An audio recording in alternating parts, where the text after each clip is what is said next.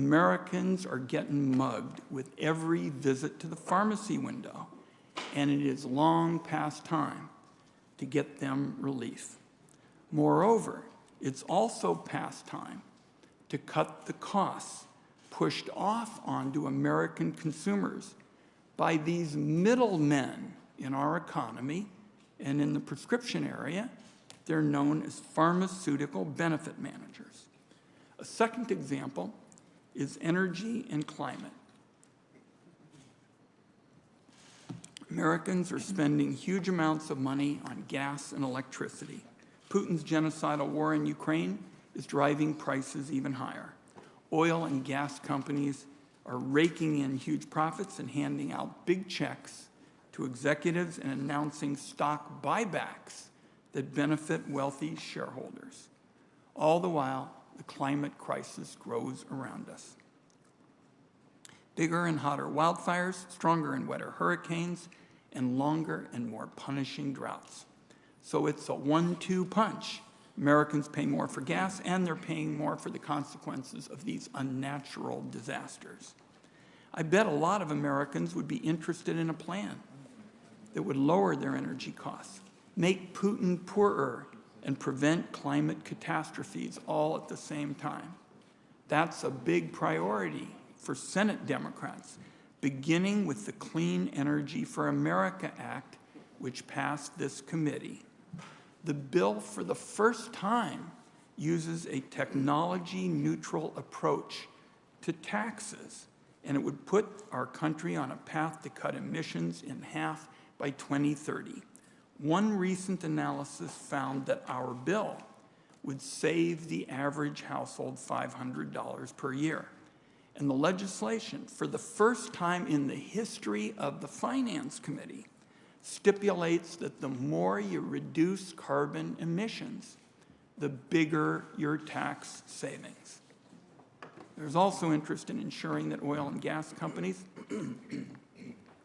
can't game the tax code to pay next to nothing in taxes, and that's far too common today. Next, Senate Democrats want to lower the cost of renting or owning a home. That means investing in new cost-effective housing as well as cutting red tape, which, as I visited with the Secretary a little bit about before the hearing, is the approach Congress took years ago when it passed an electronic signatures law that I was one of the authors of that helped buyers and sellers who are just making common transactions. The bottom line is Congress shouldn't address our economic challenges by making working families worse off. Yet, regrettably, that's what Republicans want to do. The big economic plan coming from the Republican campaign chief, Senator Rick Scott, is to phase out Medicare and Social Security in a matter of years. Now, Senator McConnell's gone to great lengths to keep the Scott plan hush-hush. When he was asked earlier this year what the Republicans' agenda would be if they took back the Senate, he said, and I quote, "That is a very good question, and I'll let you know when we take it back," unquote. Yet Senator Scott coughed up the truth, and he's standing by his plan sunsetting those bedrock American programs for seniors. You can bet that Republicans will want to hand a fresh round of tax breaks to multinational corporations as well. There's a long history of Republican monetary hawks rooting for higher unemployment, flat wages, and cuts to basic programs that help millions of families pay for child care, groceries, rent, and necessities. So I'll close with this. There are clear contrasts in the approach to solving inflation. We will have a lot to discuss this morning. I want to thank Secretary Yellen. She's got a very hectic schedule for joining us this morning. Look forward to our colleagues, and of course, we're interested in working with Senator Crapo and our colleagues on the committee. Senator Crapo. Thank you, Mr. Chairman. And Secretary Yellen, welcome to today's hearing. Thank you for being here. Inflation is at the top of my statement as well. Inflation is hurting American families and eroding wages. People are adjusting spending even on basic necessities just to make ends meet. They are being hammered at the gas pump and in the grocery aisles and across the economy. As wages rise to keep up with inflation, odds of an inflationary wage price spiral rise. Inflation became broad-based and accelerated last year following the Untargeted American Rescue Plan Act. That act poured $1.9 trillion of inflation fuel into an economy with growing supply chain disruptions and households with elevated disposable incomes and liquid savings. Following that, Democrats pushed for trillions more in reckless spending. The result, which many predicted, has been inflation at highs not seen in 40 years. As prospects of recession and stagflation rise, this is no time to consider raising taxes or resurrecting reckless spending proposals from the House-passed Build Back Better bill. The Congressional Budget Office's 10-year outlook is another warning sign that our national debt, currently at $30.5 trillion, excuse me just one moment, is another sign that we are on an unsustainable track, headed to new record highs. Inflation and accompanying higher interest rates mean higher net interest costs to services that service the national debt, crowding out other fiscal priorities. As the economy has been in recovery from COVID-related shutdowns, revenue has been up sharply under the tax system put into place before the pandemic. CBO expects revenue this year to rise to 20% of GDP, the highest in more than 2 decades, and then average well above the 50-year historical average. Nonetheless, Democrats appear to want to raise taxes even more in the face of rising odds of recession. One harmful policy is a minimum tax on financial statement or book income, something so fundamentally flawed that both parties abandoned the previously enacted version more than 30 years ago. This harmful policy would overwhelmingly hit American manufacturers as well as undercut investments in U.S. innovation and emerging technologies. This is not the only proposal from Democrats that would harm the competitiveness of American companies. Another prominent example is the international tax agreement that Treasury has negotiated with the OECD. Under both pillars of the agreement, Treasury has agreed to give foreign countries sweeping new rights to tax U.S. companies. In an apparent attempt to bind Congress, Treasury agreed to terms without engaging in meaningful consultation with Congress. For more than a year, my Republican colleagues and I have repeatedly requested information on the agreement and its potential effects.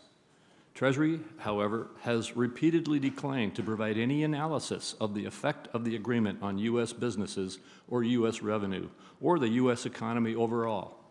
And from what we can see, that impact will be significant on U.S. companies, making them less competitive globally. We now know that Treasury's failure to share substantive detail foreshadowed underlying flaws and a lack of coherent principles in the agreement. It's increasingly clear that terms agreed to by Treasury will harm U.S. businesses and undermine tax provisions enacted by Congress to encourage certain activities. The flaw with this approach is that the agreement cannot be fully implemented without congressional action. In many cases, the terms can only be properly carried out with a multilateral treaty requiring a 2/3 vote by the Senate. By agreeing to sweeping changes of this nature without bipartisan support, Treasury has put at risk tax certainty and the prospect of a durable or long-lasting agreement. Beyond lack of information about the international tax agreement, nothing more is known about a possible leak of private taxpayer data from the IRS to the left-leaning group ProPublica than we knew 1 year ago when it was first reported. More work is also necessary to establish independent oversight and financial controls over the $350 billion funding to states and localities in the American Rescue Plan, where no meaningful oversight was established.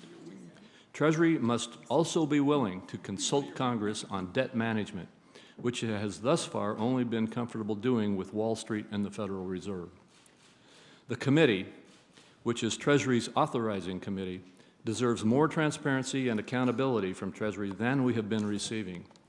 Madam Secretary, I do appreciate your service, and I look forward to hearing your testimony on these matters today. Thank you. Thank you, Senator Crapo. We'll be working together as we always try. Our first witness will be Secretary Janet Yellen, our first and only witness. Secretary Yellen is the 78th Secretary of the Treasury. She's the first person to have led the White House Council on Economic Advisors, the Federal Reserve, and the Treasury Department. Prior to leading Treasury and the Federal Reserve, Secretary Yellen was a distinguished fellow in residence at the Brookings Institution. She served as president of the American Economic Association, and she's a member of the American Academy of Arts and Sciences and the Council on Foreign Relations. She also, on a matter of great interest to the committee, was a founding member of the Climate Leadership Council.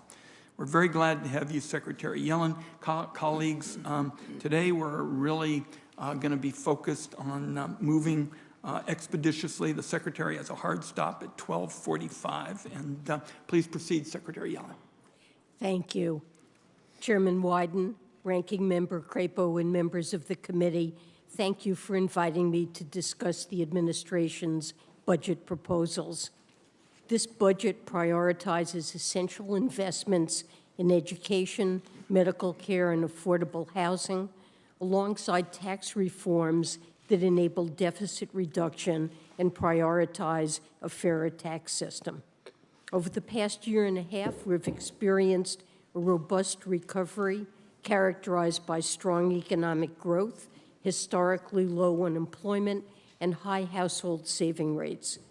This rapid, broad-based recovery has been buttressed by the congressional response to the challenges of the pandemic, beginning with the CARES Act at the beginning of the pandemic and continuing with the Consolidated Appropriations Act in late 2020 and the American Rescue Plan legislated at the beginning of 2021.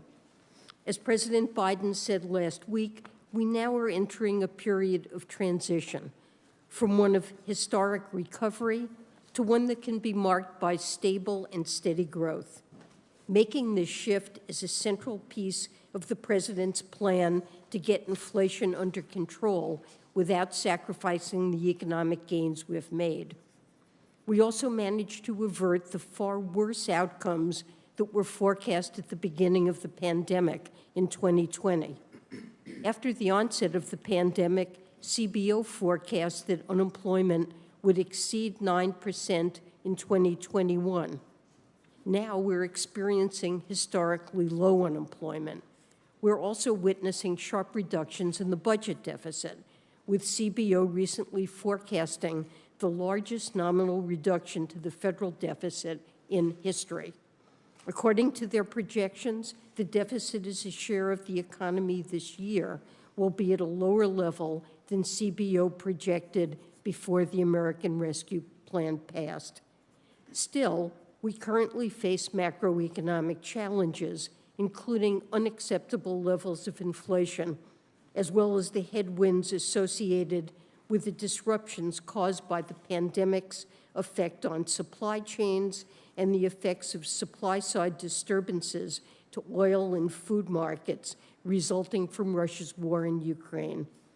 To dampen inflationary pressures without undermining the strength of the labor market, an appropriate budgetary stance is needed to complement monetary policy actions by the Federal Reserve. Moving forward, elements of the president's proposed legislation, including the clean energy initiatives and plans to reform the prescription drug market, can help lower the costs paid by American consumers. Is that what you think is going on? Treasury's been actively working with Congress on many challenges. Most important is our joint response to Russia's illegal and unprovoked war against Ukraine. Treasury is committed to doing what we can to ensure that Putin's brutal war continues to be met with fierce resistance internationally. Alongside more than 30 other partners abroad, accounting for more than half of the world's economy, the U.S. government has imposed unprecedented financial pressure measures on Russia and its leadership. Today, the Kremlin has been cut off from the global financial system. The Russian economy is experiencing severe contraction, with most analysts projecting a double-digit decline in Russian GDP in 2022, and they're experiencing sharply elevated inflation.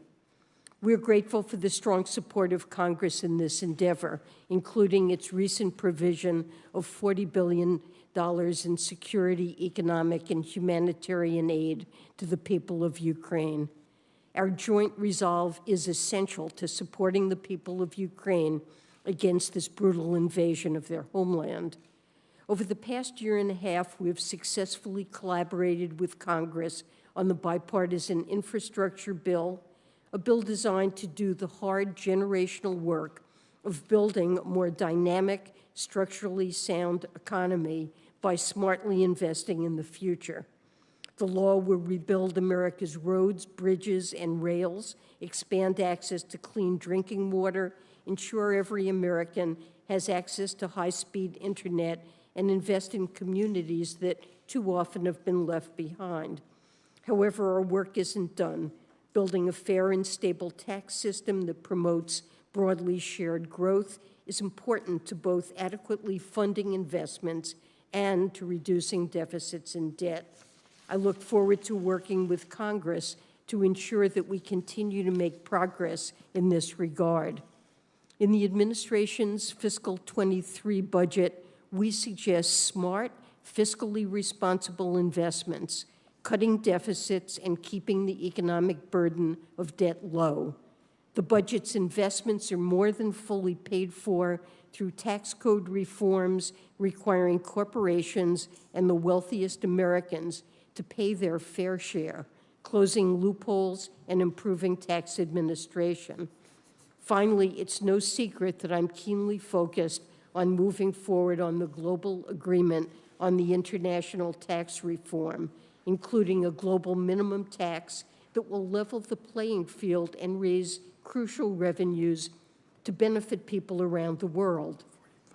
Last fall, 137 countries, representing nearly 95% of the world's GDP, agreed on a deal that will stabilize our tax systems, provide resources to invest in security and respond to crises like COVID-19, and ensure corporations fairly share the burden of financing government. I'm hopeful that Congress will also implement this global minimum tax as part of its legislative agenda. Thank you, and I look forward to taking your questions. Thank you very much, Madam Secretary. And colleagues, let me just say in the beginning, we've got many members with questions, so this morning we're going to really have to stick to the 5-minute rule. Madam Secretary, let me start with cutting costs and fighting inflation.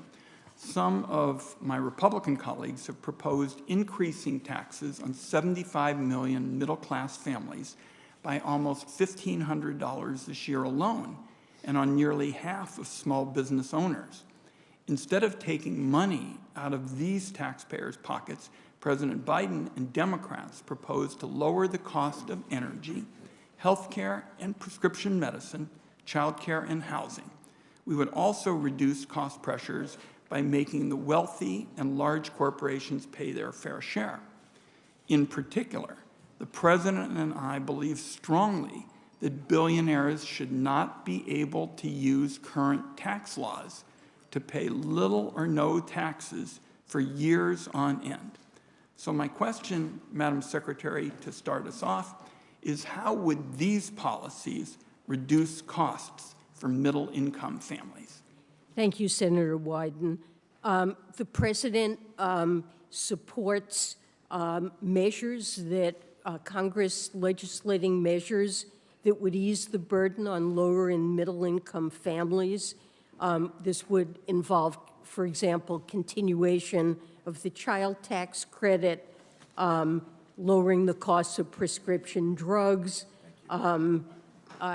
investing in affordable housing, lowering the cost of health care, and the energy investments that you referred to that could cut utility bills significantly. And he would pay for those proposals fully, and more than fully, the President believes we should have deficit reduction. And the revenue-raising proposals involve asking upper-income taxpayers and large corporations to pay their fair share. And so we believe, I agree with President Biden, that proposals like this would lower the costs and ease the price pressures that low and middle income households are facing due to rising energy and food costs, the supply chain problems that have been associated with the pandemic, and deficit reduction would complement the work that the Federal Reserve is doing. Let me get a couple questions in on the IRS. Secretary Yellen, IRS audit rates have fallen by more than 72% over the last decade and by 86% for those earning more than $5 million per year.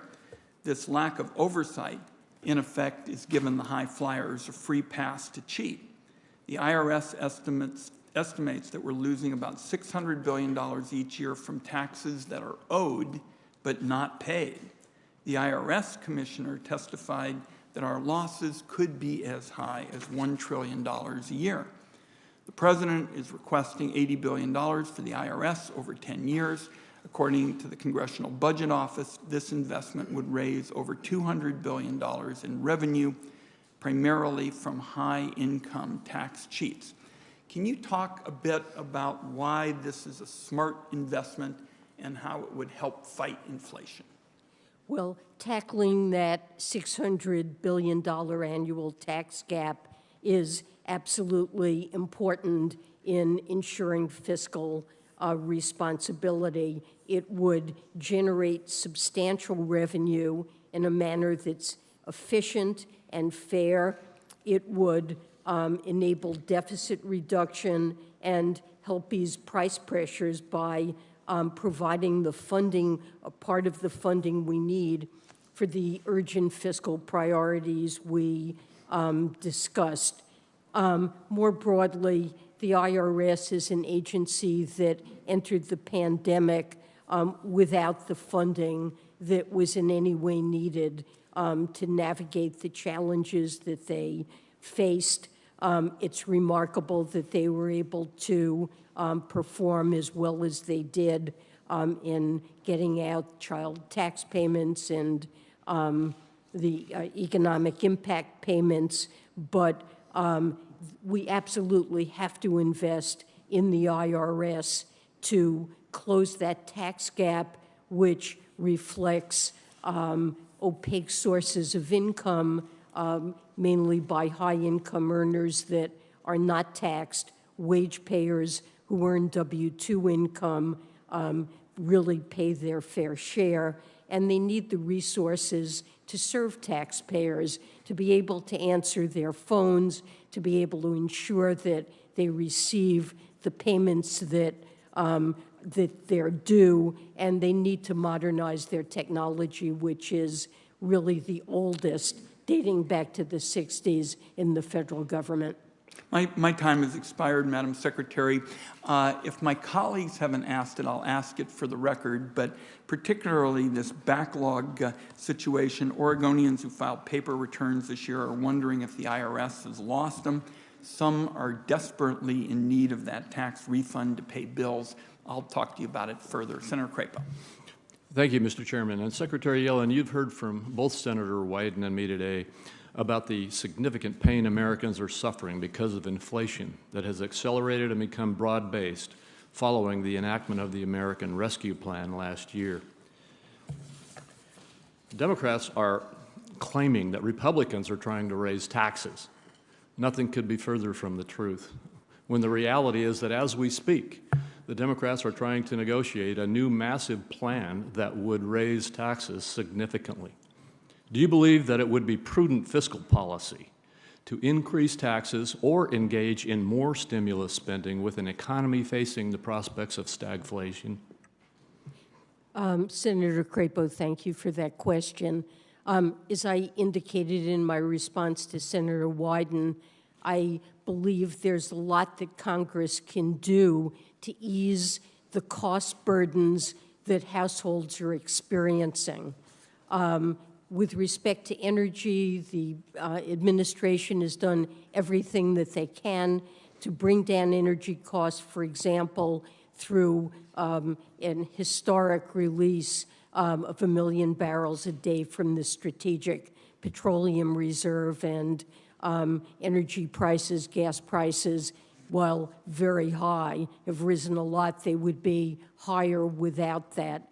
But Putin's war in Ukraine is having impacts on energy and food prices globally. We're not the only country that's experiencing inflation. You can see that in virtually every developed country around the world. What Congress can do and what the Biden administration would like to see is investments in programs like lowering prescription drug costs, investing in clean energy and renewables that would free our dependence on global oil markets, which are subject to geopolitical risk and could bring down utility bills, affordable housing, help for childcare expenses that would enable higher labor force participation, medical costs. And these are ways that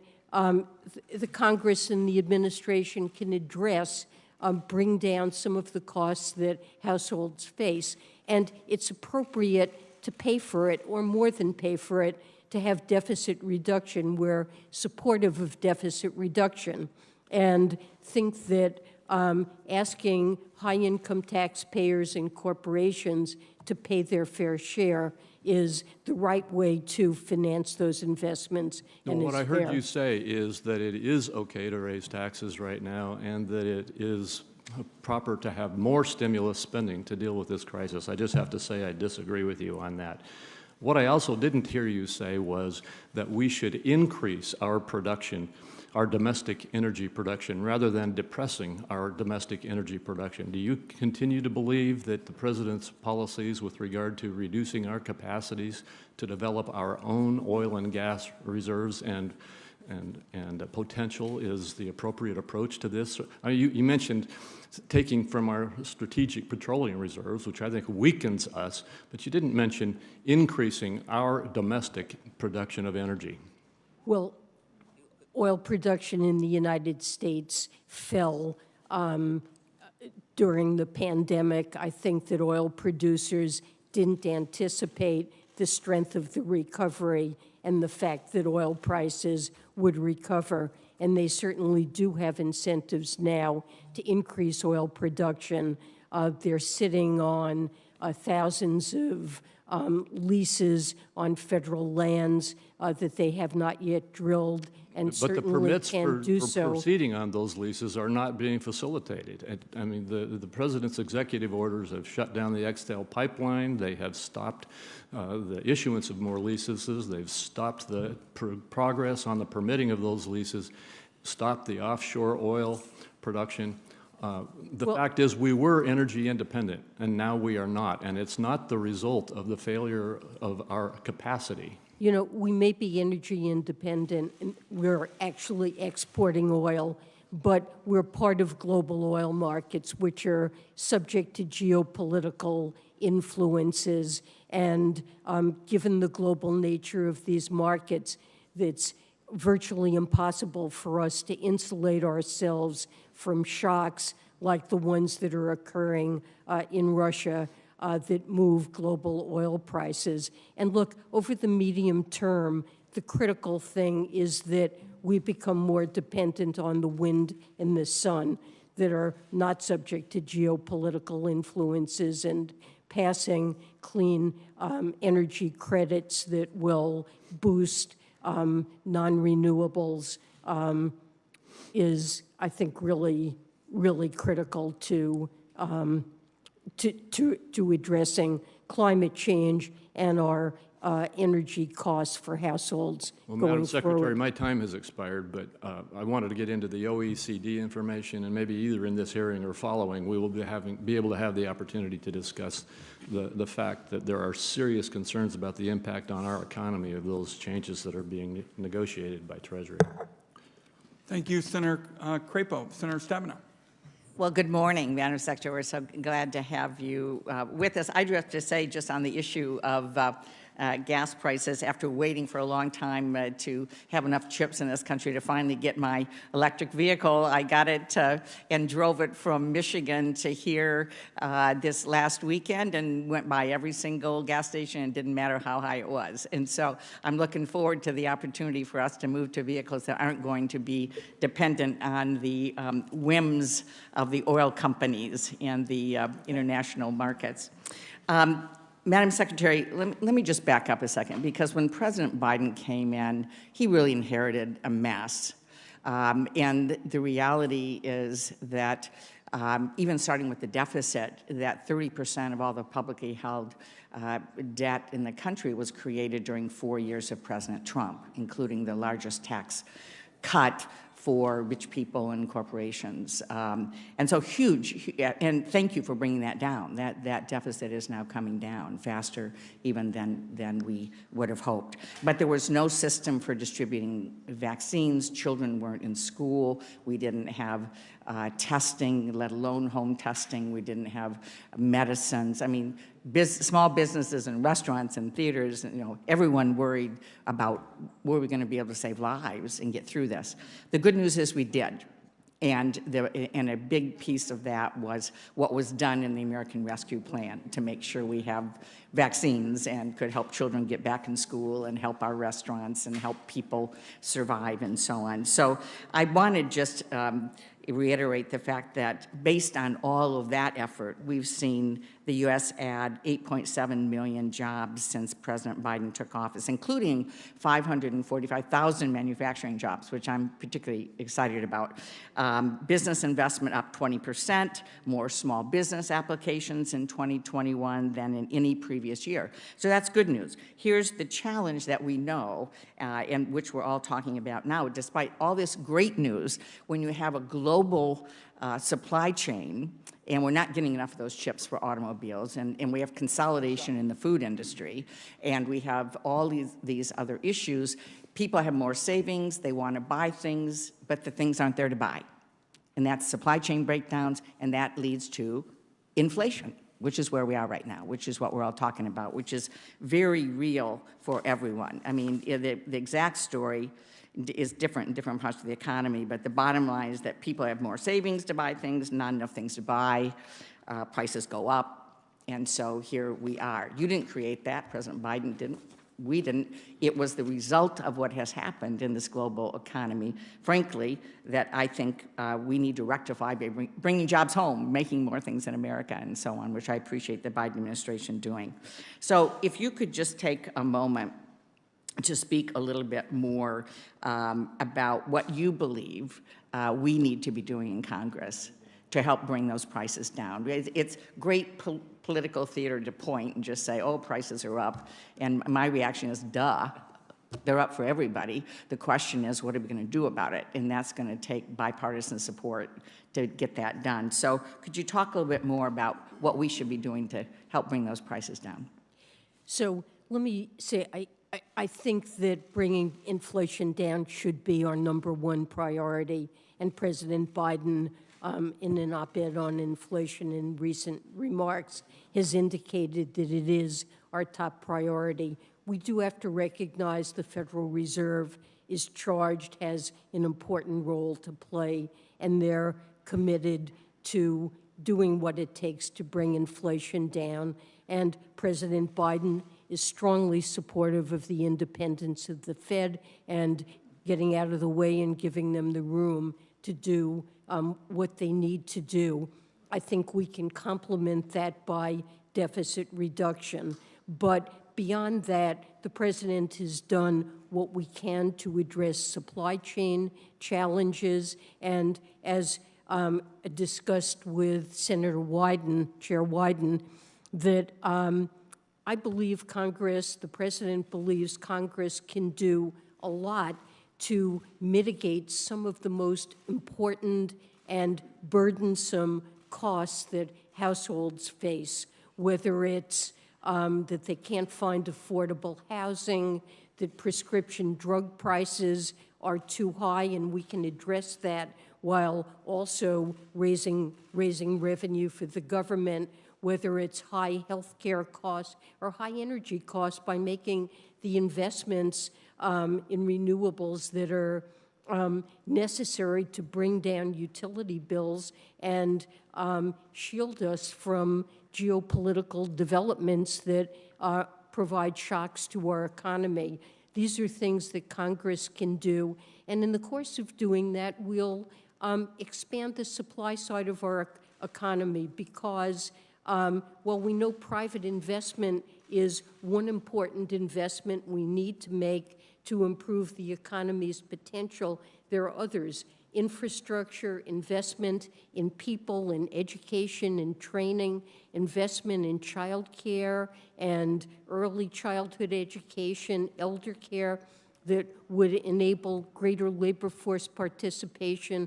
All of that could help to bring down inflation and lead to strong, sustainable, stable growth. Thank you. Thank you, Senator Stabenow. Our next three will be Senator Grassley, Senator Cantwell, and Senator Portman. I believe Senator Grassley is coming back. Senator Cantwell. Thank you. Thank you, Madam Secretary. Thank you for your statement, particularly about inflation and trying to tackle those issues. I certainly believe that if we work together in a bipartisan fashion now, there are things that we can do on all those sectors that you mentioned. I think the information age is giving us data and information, for example, on PBMs or on transparency in oil markets and various things. But one I wanted to ask you specifically about is this issue of a chip semiconductor shortage. The fact that we basically now see a 40% increase in the price of used cars. Our colleague here just said she's buying and getting access to a new electric vehicle, but so many more Americans, the price of everything has gone up. We have our trucking industry saying that they can't even ship built trucks because they don't have the chips to put into the trucks. So every aspect of our economy is now more expensive just because shipping costs are going up. And so we are trying to send a price signal in a competition innovation bill to get America's investments in semiconductors up to a level that will show people that we are going to have a domestic supply and that we are going to be on the cutting edge of the next generation of chips, while also dealing with the legacy shortage that exists in automobiles. The problem is our colleagues here don't understand the international competition and how fast they're moving to make the same investments. How critical is it that do you think that we get this done in this work period, you know, to show otherwise are we losing a much bigger race than just and to make the investments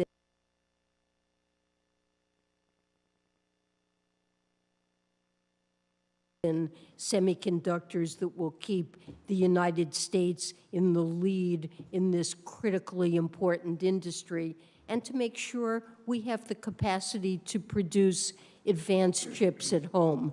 I think this is a national security issue as well as an economic issue, and I think USICA is a very important bill that I would very much like to see passed.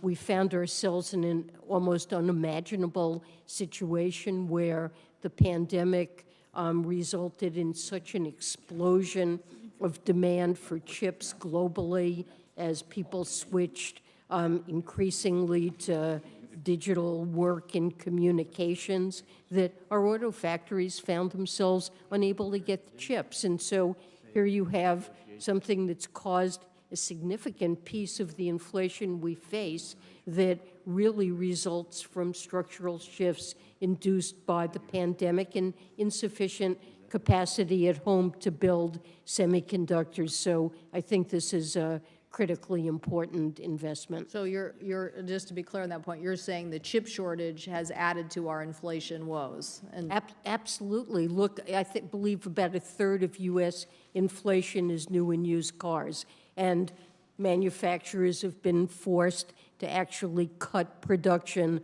of cars when they face absolutely record demand for those vehicles, and it is all due to a shortage of semiconductors.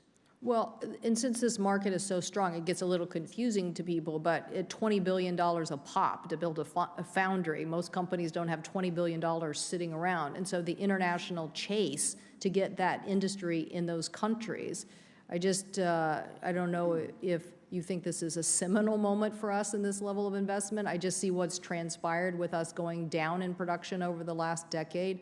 And I now see how hungry Europe is and how hungry Asia is. Are we, how competitive is the financing environment in other countries? Well, there have been subsidies in many countries of semiconductor production, and certainly a conscious drive in China and other places to boost semiconductor production, and it's drifted away from the United States. And I think we need to do that. It's really critical that we develop that capacity, and certainly American companies understand this and are looking to do it. But USICA would make a big difference to their ability to get that financing. Thank you. Thank you, Mr. Chairman. I thank my colleague. Next would be Senator Portman. After him, Senator Menendez. After him, Senator Toomey. After him, Senator Carper, Lankford, Cardin, Daines, Brown, Young, Cortez Masto. Thank you, Mr. Chairman. Secretary, thank you so much for always being so candid in presenting today before the committee. Let me start with affordable housing, because we are lacking affordable housing in the state of Nevada and quite honestly across the country. I do know that the state and local fiscal relief funds that were provided in the American Rescue Plan provided states with the ability to make a historic investment in desperately needed affordable housing in communities across our country. In Nevada, we expect to build or preserve at least 3,000 new affordable homes with these funds.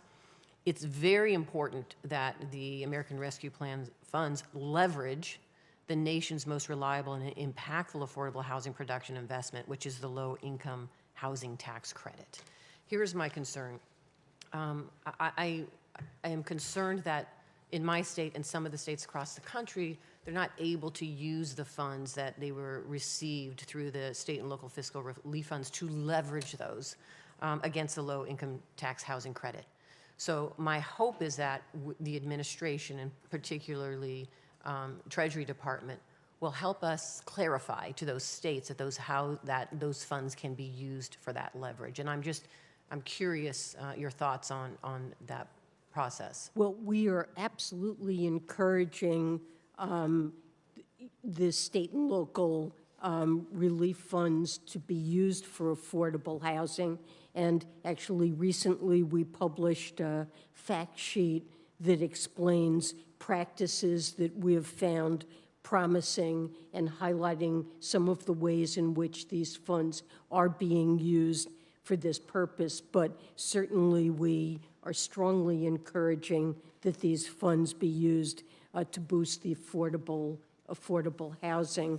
I mean, on the low-income housing tax credit, I know there's been an issue around average income regulations, and that was something that Congress intended to provide flexibility to entities that use that credit. And it is our highest priority for our tax team to make sure that those regulations capture that flexibility. Thank you. I am hearing just in my state that by aligning the low-income housing tax credit with state and local fiscal relief funds, that's the difference between building 3,000 units and 8,000 units in my state. So I have introduced the Lifeline Act, and what this bill really does, it allows state and localities to loan the state and local fiscal relief funds to the low-income housing tax credit projects. The loan authority is necessary because of the obligation to spend all of the state and local fiscal relief funds by 2026. That's my first priority, to pass that. As you can see, there is a challenge in getting both sides, Republicans, Democrats, on board essential legislation to lower costs for families, unfortunately. So my next ask is that I am hopeful that the Treasury Department clarifies in its final rule and it allows those types of loans, whether they're blended loans or grants to nonprofits that provide loans, just clarifying through your rules that those funds can be used in that way. That will help us build these more affordable homes in my state and across the country. I'd be happy to work with you on that, and I'll make sure that my staff is in touch with yours to make sure that we're Thank you. addressing that. Thank you. I appreciate that. Let me jump to Social Security Administration. I appreciated the recognition in the budget of the challenges faced by many individuals in accessing Social Security Administration services. Communities are still reeling from the public health and the economic impacts of the pandemic, and in many cases, the services and supports that the Social Security Administration provides are key to helping individuals recover. Can you talk through the investment in the Social Security Administration that you've proposed in the budget, and how will they help folks access their earned benefits when they need them? So I know that that's the purpose of those investments. I'll need to get back to you on details. Please do. I was just in my home state, and we are talking about the high costs that we are seeing at so many levels. And to the extent that we can work together to lower costs at all levels for families, including those that are relying on Social Security, will be beneficial, not just in Nevada, but across the country. Secretary, thank you again for being here. Thank you, Senator. Thank my colleague. I'm very interested in working with her on these housing issues. That is so crucial. Senator Toomey's next. Thank you, Mr. Chairman. Madam Secretary, welcome back to the committee. I'm going to talk a little bit about a subject on which you and I disagree, which won't surprise you. But I think it's important that we have a candid conversation about the tax reform of 2017 and the danger that that I associate with the administration's attempt to really throw it out. And let me just remind my colleagues, these are objective facts. In the wake of the tax reform of 2017, take 2019, the first year for which it was fully implemented, we had the best economy of my lifetime. The lowest unemployment rate in 50 years, more job openings than people looking for jobs, record low poverty, median household income at an all-time high, strong wage growth, and this is important, the wage growth was faster than the rate of inflation. So American workers were becoming more affluent. They were able to improve their standard of living, contrary to today, where the wage growth is not keeping up with inflation. And so today's workers are falling further and further behind under the current economic circumstances. But getting back to post-tax reform, corporate inversions had stopped entirely. It wasn't that they slowed down. We haven't been able to identify a single corporate inversion since our tax reform, which was designed in part to stop corporate inversions, went into effect. There's also the shift in the tax burden, which, contrary to what some of our colleagues like to suggest, the 2017 tax reform shifted the tax burden even more to higher income people. The top 1% of wage earners paid a greater share of the total tax burden as a result of the 2017 tax reform. The bottom 50% paid a lesser percentage, and today the top 1% makes about 20% of the income in America, pays about 40% of the taxes. But what about federal tax revenue? Oh, well, that surged. And this year, looks like we're going to reach another record high. It's coming in so far this year, 22% higher than last year. And last year was a record. For this year, corporate tax revenue is on track to be at the highest level of GDP since 2015. So the statistics are unbelievable. Like, I don't know how you could even conjure up a better economic outcome than what we had right before the pandemic hit. Now, you could suggest that, oh, it's all a coincidence, that the tax reform resulted in exactly what some of us predicted and suggested might happen, which is an acceleration of investment, strong economic growth, repatriation of a huge amount of overseas money. But that's pretty improbable. The fact is, we had the best economy of my lifetime by far, and it was working best for low-income Americans, ethnic minorities who historically have not had as good an economic results as others. And so the Biden administration comes along and says, let's look at all this data and let's throw out the tax reform. It's unbelievable.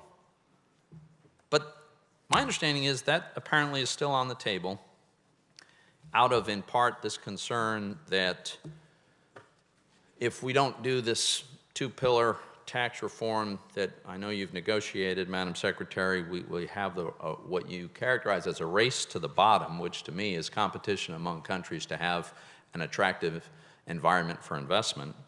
Frankly, I think we should be looking to win that race, not to prevent the race from taking place. But I understand that we've got this negotiation. What we haven't seen is how this gets implemented. So 2 quick questions, and then I'll let you respond.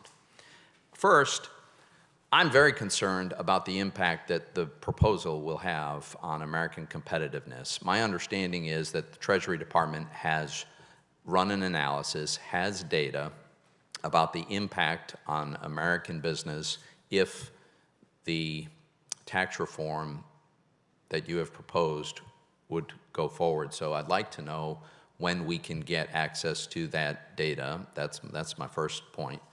And the second is that since Pillar 1 of your two-pillar model requires modification of existing tax treaties, it seems clear to me that has to come to the Senate for ratification. I have not yet heard an agreement that that's in fact going to happen, and in the absence of that, an explanation for why, since the Constitution requires it, why it should not. And with that, I will yield to the Secretary.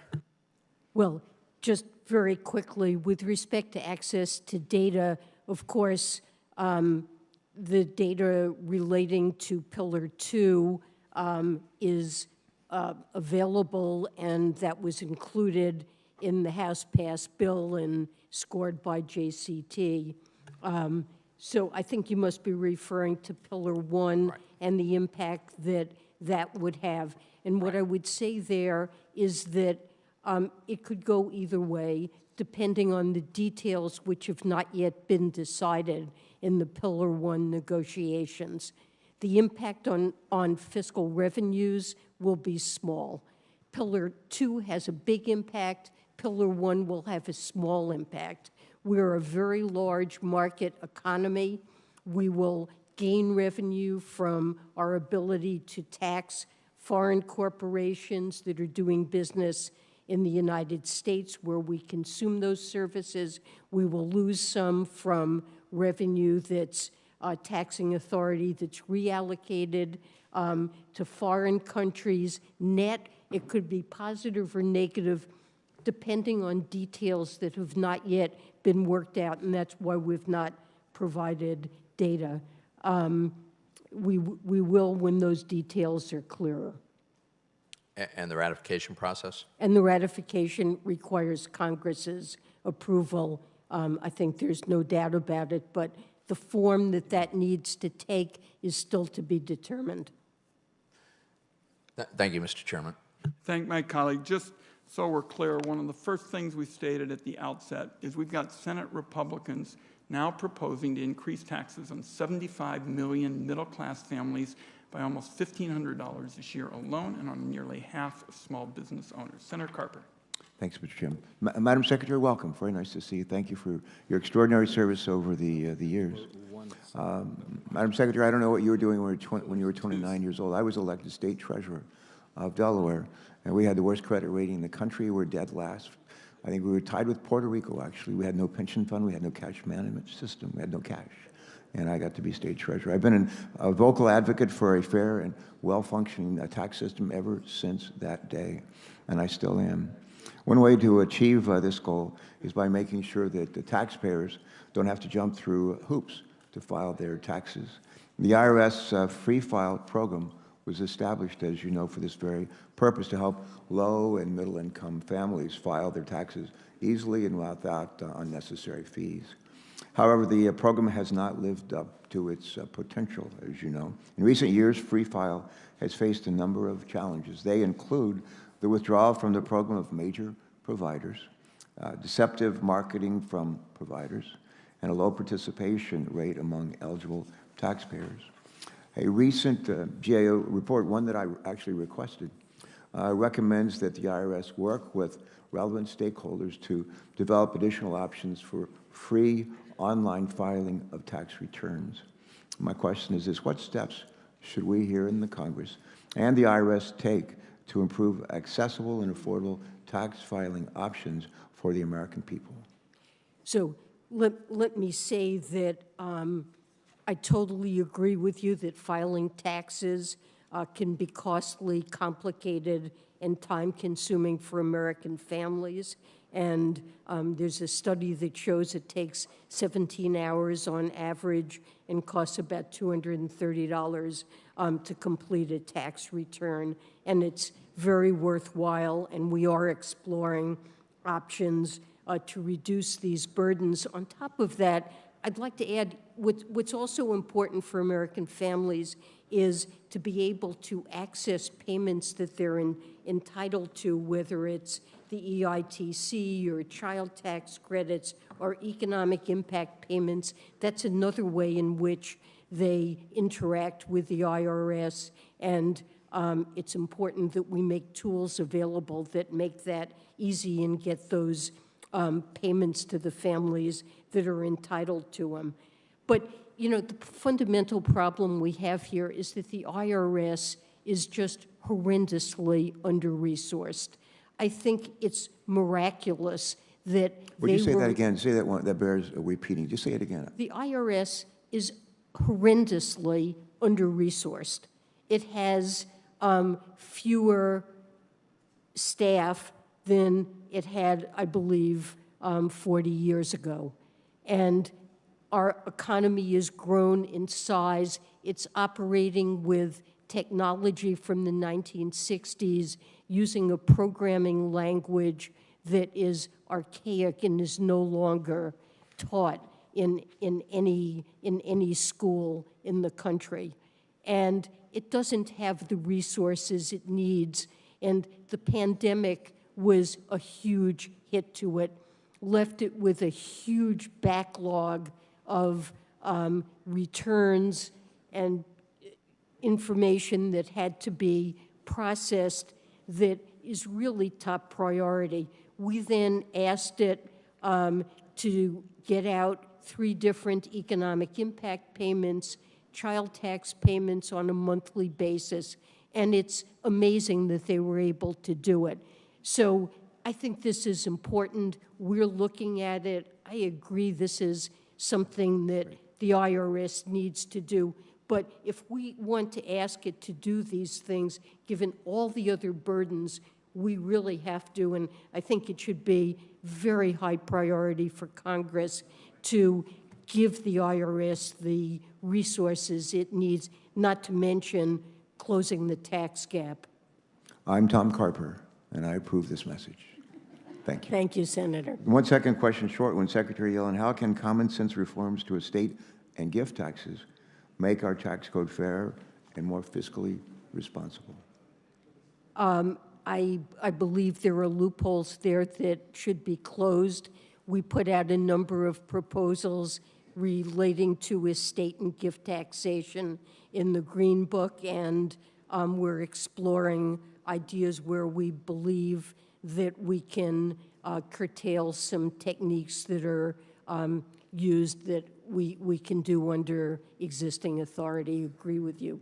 That's an area to be scrutinized carefully. I'm going to ask you to respond more fully in writing, but thank you for that initial response. And again, thank you for joining us today and for your work. Thank you, Senator Carper. Senator Langford's next. Mr. Chairman, thank you. Secretary Yellen, thanks for being here as well on it. This morning, I actually sent over a letter to you just because it is the 1-year anniversary of the ProPublica release, actually. And the challenge that we have is getting information about taxpayer information and how it is kept secure. We have asked for just a hearing, just a briefing, just to be able to sit down with you and your team and say, how is taxpayer information being protected? What has changed in this time period? We're not asking for the specific 6103 information. We're not trying to get into the specifics of what's out there with ProPublica. We know there's an investigation. But at the 1-year anniversary, we just want a yes or no answer. Can we get a briefing with you and with your team on how taxpayer information is now being protected and what's changed? I will certainly ask my team about that. and have them get back to you, and we'll try to arrange something. Let me just say, it is very high priority. Look, disclosure of confidential government information is illegal. It's something we take very seriously. There are procedures and controls in place. We're just a year into it, and we haven't got any information on what's actually happened. So we've heard that, but we just don't know what's actually happening behind the scenes. We just continue to hear and see information leaked out over and over again.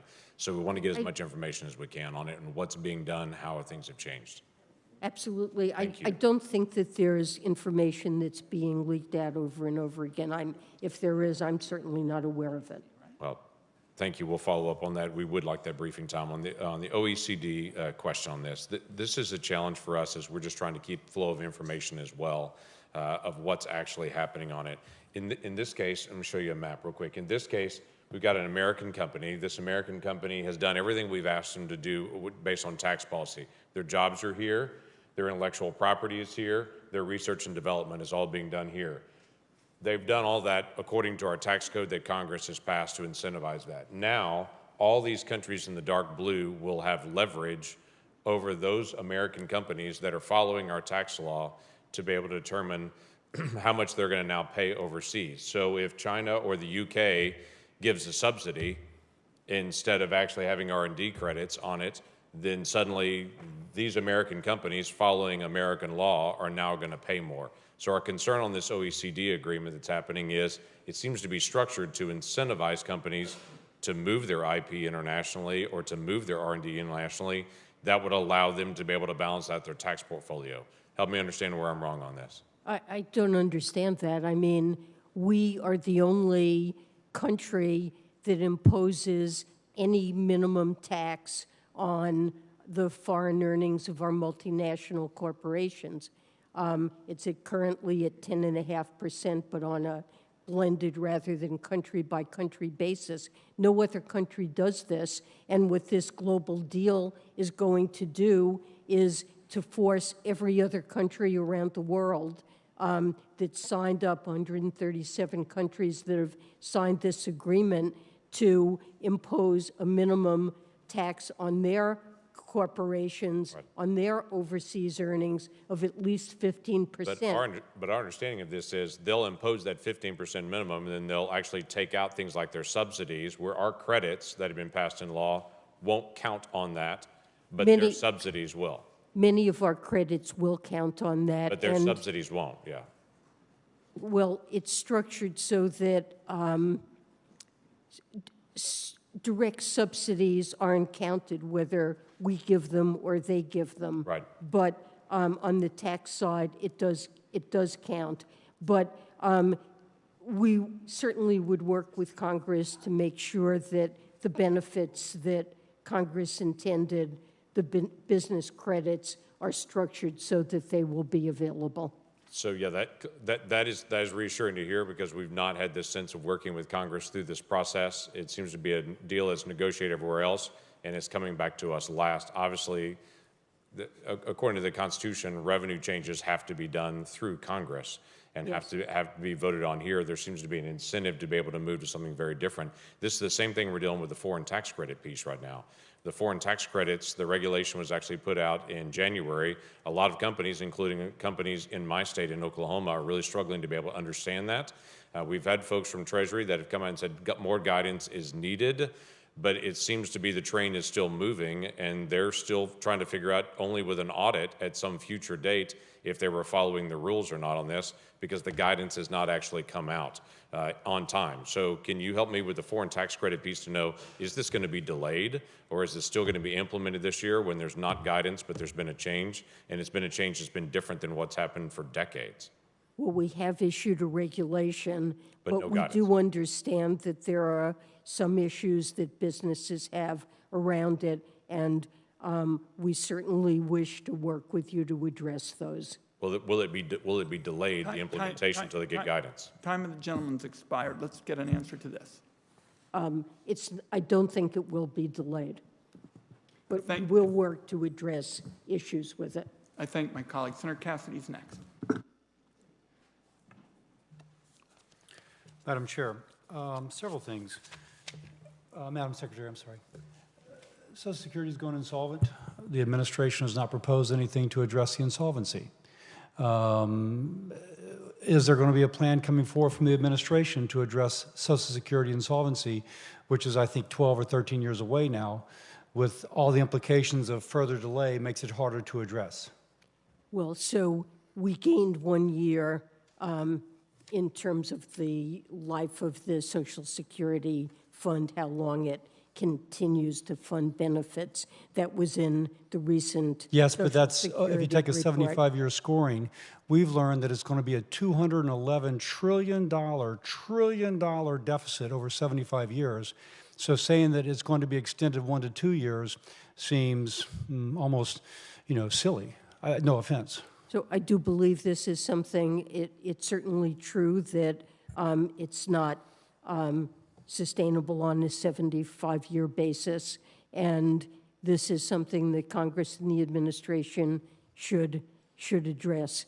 This is not news, I would say. We've known about this for at least 30 years and have not taken steps to address it. So you agree it's important to take those steps? I do believe it's something we should do. Let me move on. As regards the inflation, one variable that we can potentially impact is the price of oil and gas. Now, you've mentioned how it's an international market and there's some limit as to the impact of what we do locally. But that said, the administration has proposed decreasing tax incentives for the production of oil and gas. Now, if you decrease tax incentives, you're going to have less oil and gas produced. Now, that's going to intuitively decrease supply and contribute to that upward pressure. Does that make sense? Well, over the medium term, we absolutely need to move to renewables and to Now, but I'm speaking about right now. If we decrease tax incentives to produce, that will decrease supply. And yet the administration is proposing to do that. Well, I'll just make that point and then move on. Indeed, if we're going to speak about, I have a quote here, apparently one of the major problems with producing oil and gas right now is the cost of oil field services. And here's a quote from the CEO of Occidental. She says that the, quote unquote, the paraphrase, given how expensive drilling and oil field services have gotten, it's almost value destruction if you try to accelerate anything now. Now, what would you think about increasing the tax incentive to drill oil and gas, recognizing what the CEO of Occidental says, that the cost of oil field services are so great, it is value destruction to attempt to accelerate? Well, prices are very high, in part because of, importantly, because of Russia's war on Ukraine, and I believe the incentives are certainly there to boost production, and that is something we need in the short run to if we could make a case that, and I don't mean to be rude, I'm sorry, if we could make the case that increasing the incentive, increasing the tax credit for 3 to 5 years to offset the increased cost of oil field services could increase production, would that be something that should be entertained? Well, look, I think it's profitable as it is. Prices have gone up a lot, and that helps to offset those costs, to help oil companies cover them, and so the price system is working and provides incentives. Now, what we're trying to do is lower the cost. Well, let me just move on. We're in a situation right now as regards Russia and the price of oil, in which, because of the restrictions on purchasing Russian oil, their oil profits have increased. So they're selling less, but at a higher price. To say one more time, Russia now makes more money from oil and gas sales than it did before we began to apply sanctions. Now, the Europeans have considered coming together as a buying bloc to limit the price that we will pay, monopsony power, if you will. We'll pay the price of production, but no more. And so therefore, we don't pay the higher price at the pump, but they don't get the increased revenue. Is the administration participating in this? Are we taking the lead in this? Is this something that we would entertain? Absolutely. Our objective is So absolutely, we are involved in discussions to come up with a buyer's block that will not pay Yes. more than X amount? Yes, we are. Can you give a kind of assessment of where those negotiations are?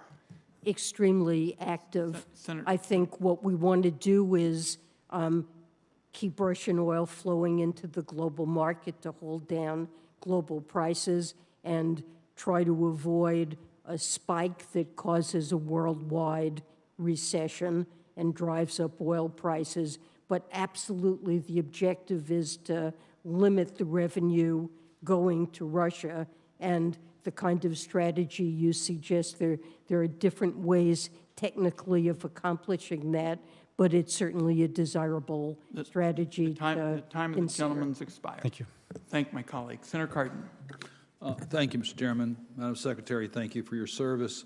I first want to just concur with the comments of our Chair, Senator Wyden, and Senator Carper in regards to needing predictable, sustainable funding for the Internal Revenue Service.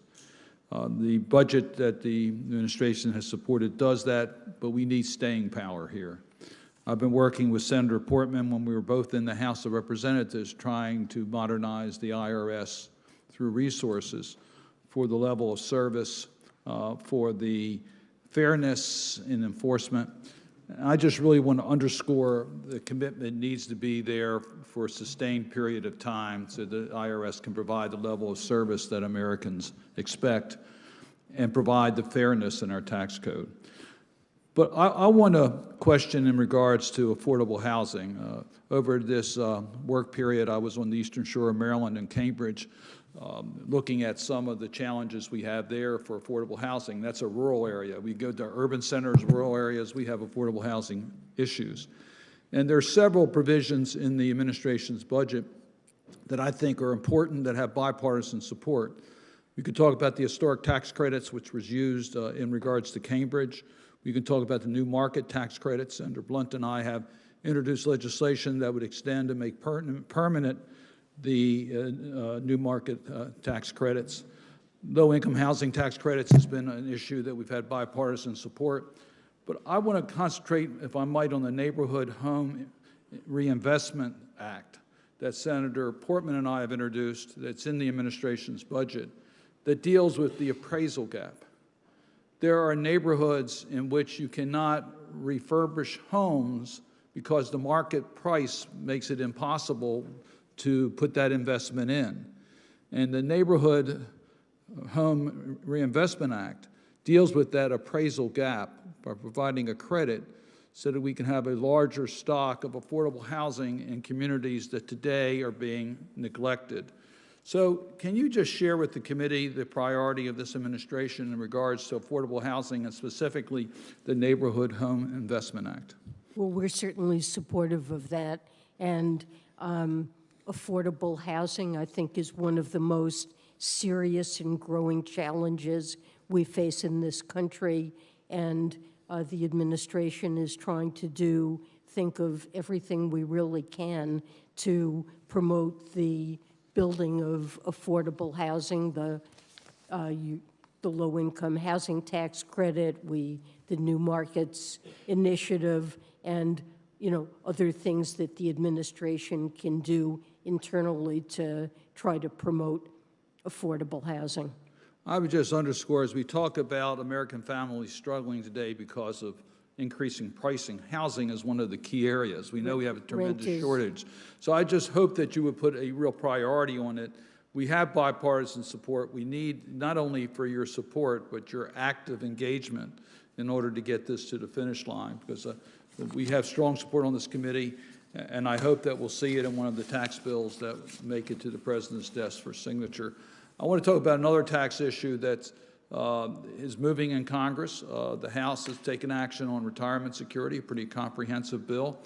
Our chairman and ranking member, Chairman Wyden and ranking member Crapo, are bringing all of us together in regards to retirement security. I've worked with Senator Portman for many years on these issues. And we're looking at how we can get people who have saved too little in the past adequate incentives to save, help for small businesses to create saving opportunities for their employees, provide more certainty and flexibility for Americans in the retirement years. All those are areas that I think are not controversial. They're bipartisan. But once again, if we're going to be able to have that three-leg stool for retirement security, Social Security, private savings, and retirement, we need to strengthen our retirement security tax laws. We need your push here to get to the finish line, because there's a lot of stakeholders, a lot of interest groups, and we've got to come together in a relatively short period of time in order to get a bill passed. Is the administration willing to help us get a retirement security bill to the finish line? We certainly look forward to working with you on it, and our staffs can talk to one another about what's needed. We're certainly glad to work with you on that. Well, I appreciate that. We're going to need some priorities here from the administration to help us. There are different views, and we have to reconcile different committees here in the House and the Senate. I know there's a lot on your plate, but I would urge you to give this a high priority. Thank you, Mr. Chairman. Thank you, Senator. Thank you, Senator Cardin, and Senator Crapo and I are going to give the retirement bill a very high priority. Good work. Senator Portman's next. Thank you, Mr. Chairman, and thank you for your focus on the retirement policy front, as well as the ranking member Crapo, and to Senator Cardin, thank you for asking the question. I appreciate your willingness to continue to provide technical assistance to us and get through this. This is one of the great bipartisan opportunities we have that actually help the people we represent at a time when people's savings are under more and more stress, and during COVID, a lot of people took money out of their savings. This will help them save for their own retirement through private retirement, and deals with really the 4 or 5 concerns that on a bipartisan basis all of us have raised with regard to the retirement system. And so thank you for working with us on that, and thanks you to Senator Cardin for raising it. On the issue of foreign tax credits, I'm very concerned with the new regulations, in particular the lack of notice and comment that went into the final draft of that. It's a pretty simple issue to me because countries all around the world provide foreign tax credits, so there's not double taxation. So if a U.S. company pays taxes overseas, you don't want to double up and have them pay taxes here, because we want more U.S. companies to do business overseas. I'll give you an example. In my hometown of Cincinnati, Procter & Gamble has over 10,000 employees. 40% of those workers support global sales, international sales outside of the United States. So this is great for us. A lot of those are service jobs, back office jobs, high-paying jobs, by the way, white-collar jobs that help strengthen our Ohio economy. But this happens all over the country. And so my concern is that the interest in avoiding double taxation is compromised when you look at these new regulations. Post TCJA, which was 2017, we saw that if businesses are able to compete and workers are able to compete, they do pretty well. In fact, we had a lot more money come back into this country because of that, and we stopped inversions altogether, something all of us, were wringing our hands about and being very concerned about, which is companies literally becoming foreign companies to avoid the tax laws here. We stopped them, shut them down. So I think what you're doing right now with these new regulations is pulling us in the wrong direction and back to where we were not competitive. So I appreciate you've indicated you want to make changes to the cost recovery and royalty withholding portion of the rules, but I also understand that you've indicated you will not be amending the rules dealing with the creditability, the ability to take credits with regard to withholding taxes on services. And again, that's a lot of what we do in this country. So my question to you would be, one, do you agree with me that we want to have global companies here in America that are expanding jobs here and therefore taking advantage of what, again, the global community does, which is these tax credits, including for services? Or are we just on a different philosophical plane here? If so, that'd be helpful to know. And second, would you be willing to take a look at these regulations as they relate to services in particular to help protect jobs here, and look at particularly further modifications for withholding taxes on services?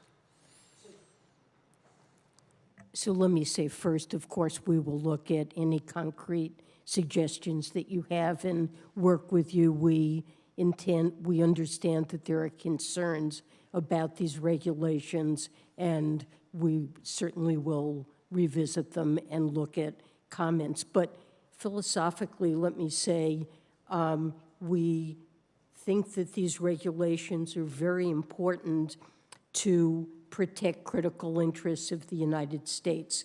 And the fundamental principle is that we should allow a credit for foreign taxes only where the foreign taxing jurisdiction has the primary right to tax the income. And what we're seeing around the world are new kinds of taxes, like digital service taxes, where foreign countries are essentially trying to expand their taxing jurisdiction through extraterritorial type taxes. And these are taxes that should not be entitled to take the foreign tax credit. And if we grant it, we're just encouraging countries to impose taxes that we think, in the case of digital service taxes, we've found them to be unfair trade practices. Well, Madam Secretary, let me interrupt just for a second because I have a limited time. I don't disagree with you on the digital services taxes. That's not the issue here, and I understand your position on that, and I tend to share your position that American companies have been unfairly targeted with regard to digital services taxes. I'm talking about withholding taxes with regard to services. And I think it's important that we have final regulations that have received notice and comment, from American workers through American companies, because it's very different than the initial regulations in that regard. So that's the issue I'm focused on today. Well, we certainly work with you on that, and we're reaching out and understanding what the concerns are about One those idea, rules has been floated as a one-year delay to give us a chance to actually get the notice and comment and understand it better. I hope you would consider that. The time, my friend, has expired, and did you want to respond to that, Secretary Yellen? I was just going to say that if there are changes, they can be applied on a retroactive basis. Very good. Thank you. Senator Daines is next, and then I very much hope we can get Senator Casey, who's been so patient, and we'll have to see who else is coming. Senator Daines. Mr. Chairman, thank you. Secretary Yellen, thanks for being here today. I do want to talk about inflation because that's what everybody's talking about back home. The chairman mentioned that in his opening remarks. It's truly remarkable what's happening with the inflationary hurricane force winds that are blowing today. It's in the minds of the people that I serve every day, Montanans, every day. They're seeing it at the gas pump, they see it at the grocery store, they see fertilizer prices for our farmers. The Biden administration has attributed, though, this broad-based rapid inflation that began last year to Putin. We've been attributed to greed, to triggered exploitation, to profiteering. The one thing we've not heard the administration say is that there may have been a contributing factor with the $1.9 trillion spending package that was passed in March of 2021 by this Congress, that we were calling out the concerns of the inflationary pressures it would create in the economy. Even former Obama administration officials, we saw that with Larry Summers, who was a director of National Economic Council under Obama, was also President Clinton's Secretary Treasurer. He warned this would spark inflation. He was exactly right. In fact, in a recent Federal Reserve Bank of San Francisco research paper titled, quote, "Why is U.S. inflation higher than in other countries?" analysts confirmed the strong connection between heightened U.S. inflation and the government spending that was occurring earlier last year. A large portion of that spending was in that $1.9 trillion package. By the way, there was over $1 trillion of unspent COVID dollars coming into December of 2020. We warned everybody up here, you can't spend another $1.9 trillion because it will have inflationary effects. I've not heard this administration say anything about that, but I do want to allow you the opportunity to set that record straight. My question is, Secretary, do you agree with the San Francisco Fed that the nearly $2 trillion March spending package was a significant causal factor in the high, increasingly broad-based and accelerating inflation that we observed this past year? Senator, we're seeing high inflation in almost all developed countries around the world, and they have very different fiscal policies.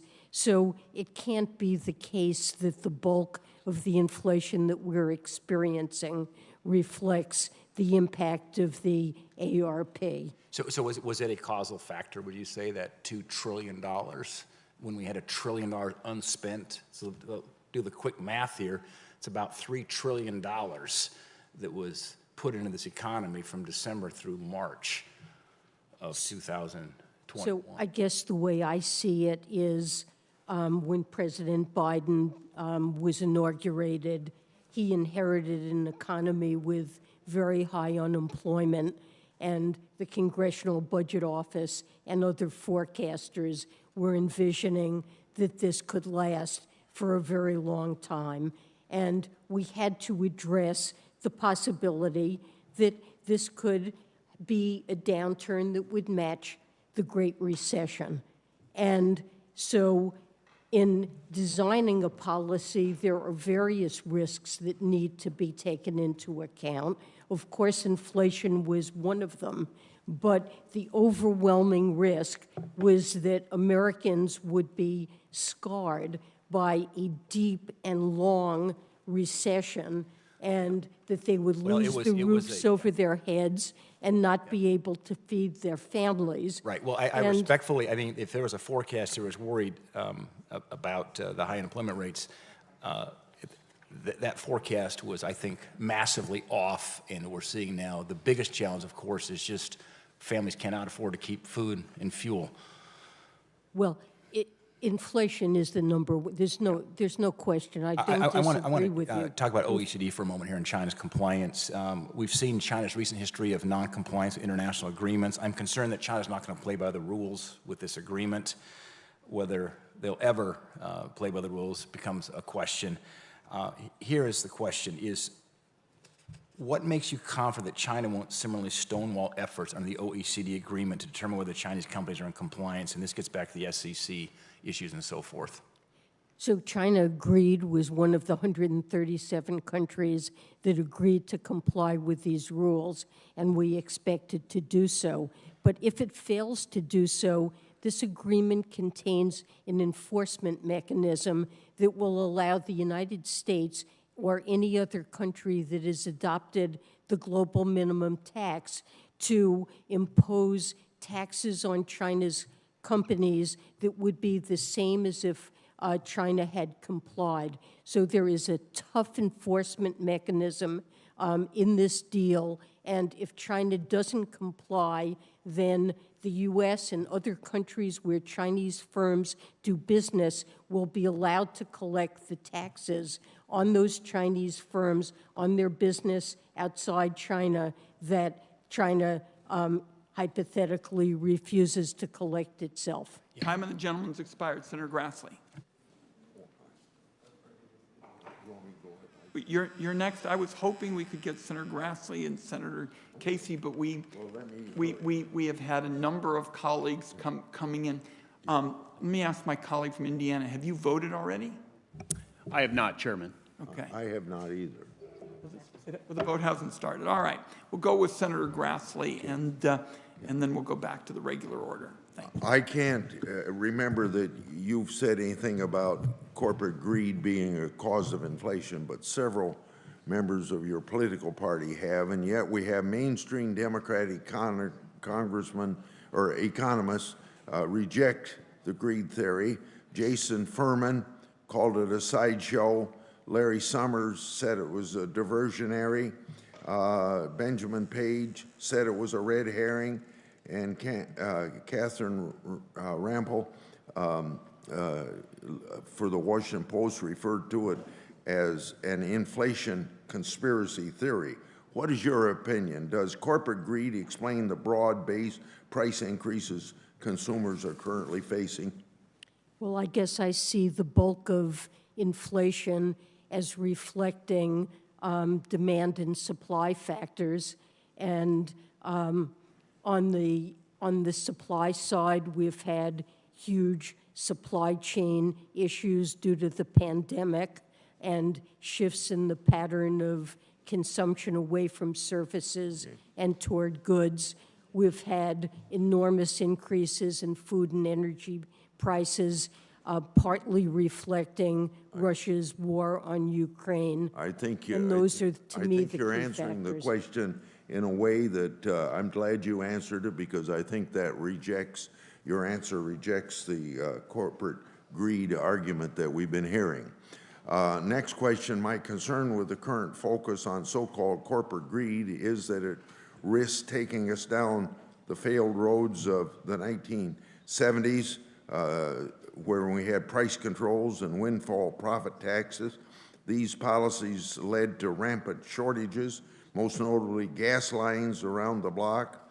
Do you agree that neither price controls nor windfall profit tax are viable solutions to inflation and would have serious negative consequences? Well, I do believe in a strong antitrust policy, and that's something that's been a priority of the Biden administration. Having active competition in markets, I think, is critical to innovation and to consumer well-being. And so enforcing a strong antitrust policy, I think, is important. But with respect to the broader inflationary trends, the Fed has to play a critical role. I think deficit reduction deserves a complementary role. And we've discussed earlier in this hearing ways in which Congress can bring down many of the costs, possibly not food and energy, but costs that are really burdening American households, whether it's prescription drugs, the lack of affordable housing.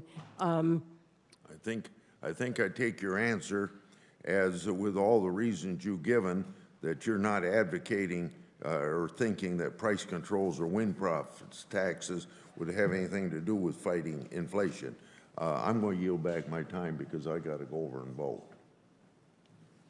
I'll put questions in. I'm going to go to my colleagues, just so we're clear for the record. Clean Energy for America, passed in this committee, according to independent analysts, will save families $500. Okay. Let's see. Now we have an order of appearance, Senator Menendez. Thank you, Mr. Chairman. Madam Secretary, our country is suffering from a mass shooting epidemic. This year alone, there have been more mass shootings than days in the year. 22 schools have come under gunfire already this year, including Robb Elementary School in Uvalde, Texas, where 19 children were killed in cold blood in their classroom, along with 2 teachers, by an assault rifle. According to the Washington Post, more than 311,000 children at 331 schools have experienced gun violence at school since the 1999 Columbine shooting.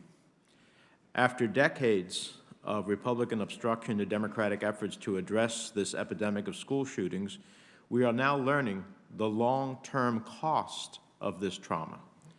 Researchers at Northwestern University found that students who are survivors of gun violence at school are less likely to graduate high school, and they are less likely to attend and/or graduate from college. These survivors are also less likely to be employed as adults than their peers. And if they are employed, they are likely to earn less over the course of their lives. So, Secretary Yellen, what is the economic cost of allowing the trauma of unabated gun violence in our communities and schools to continue unaddressed? Well, Senator Menendez, let me first say I am also horrified by gun violence, what we've seen in recent weeks over many years. And I do hope that Congress will take long overdue action and put in place common sense measures to reduce gun violence.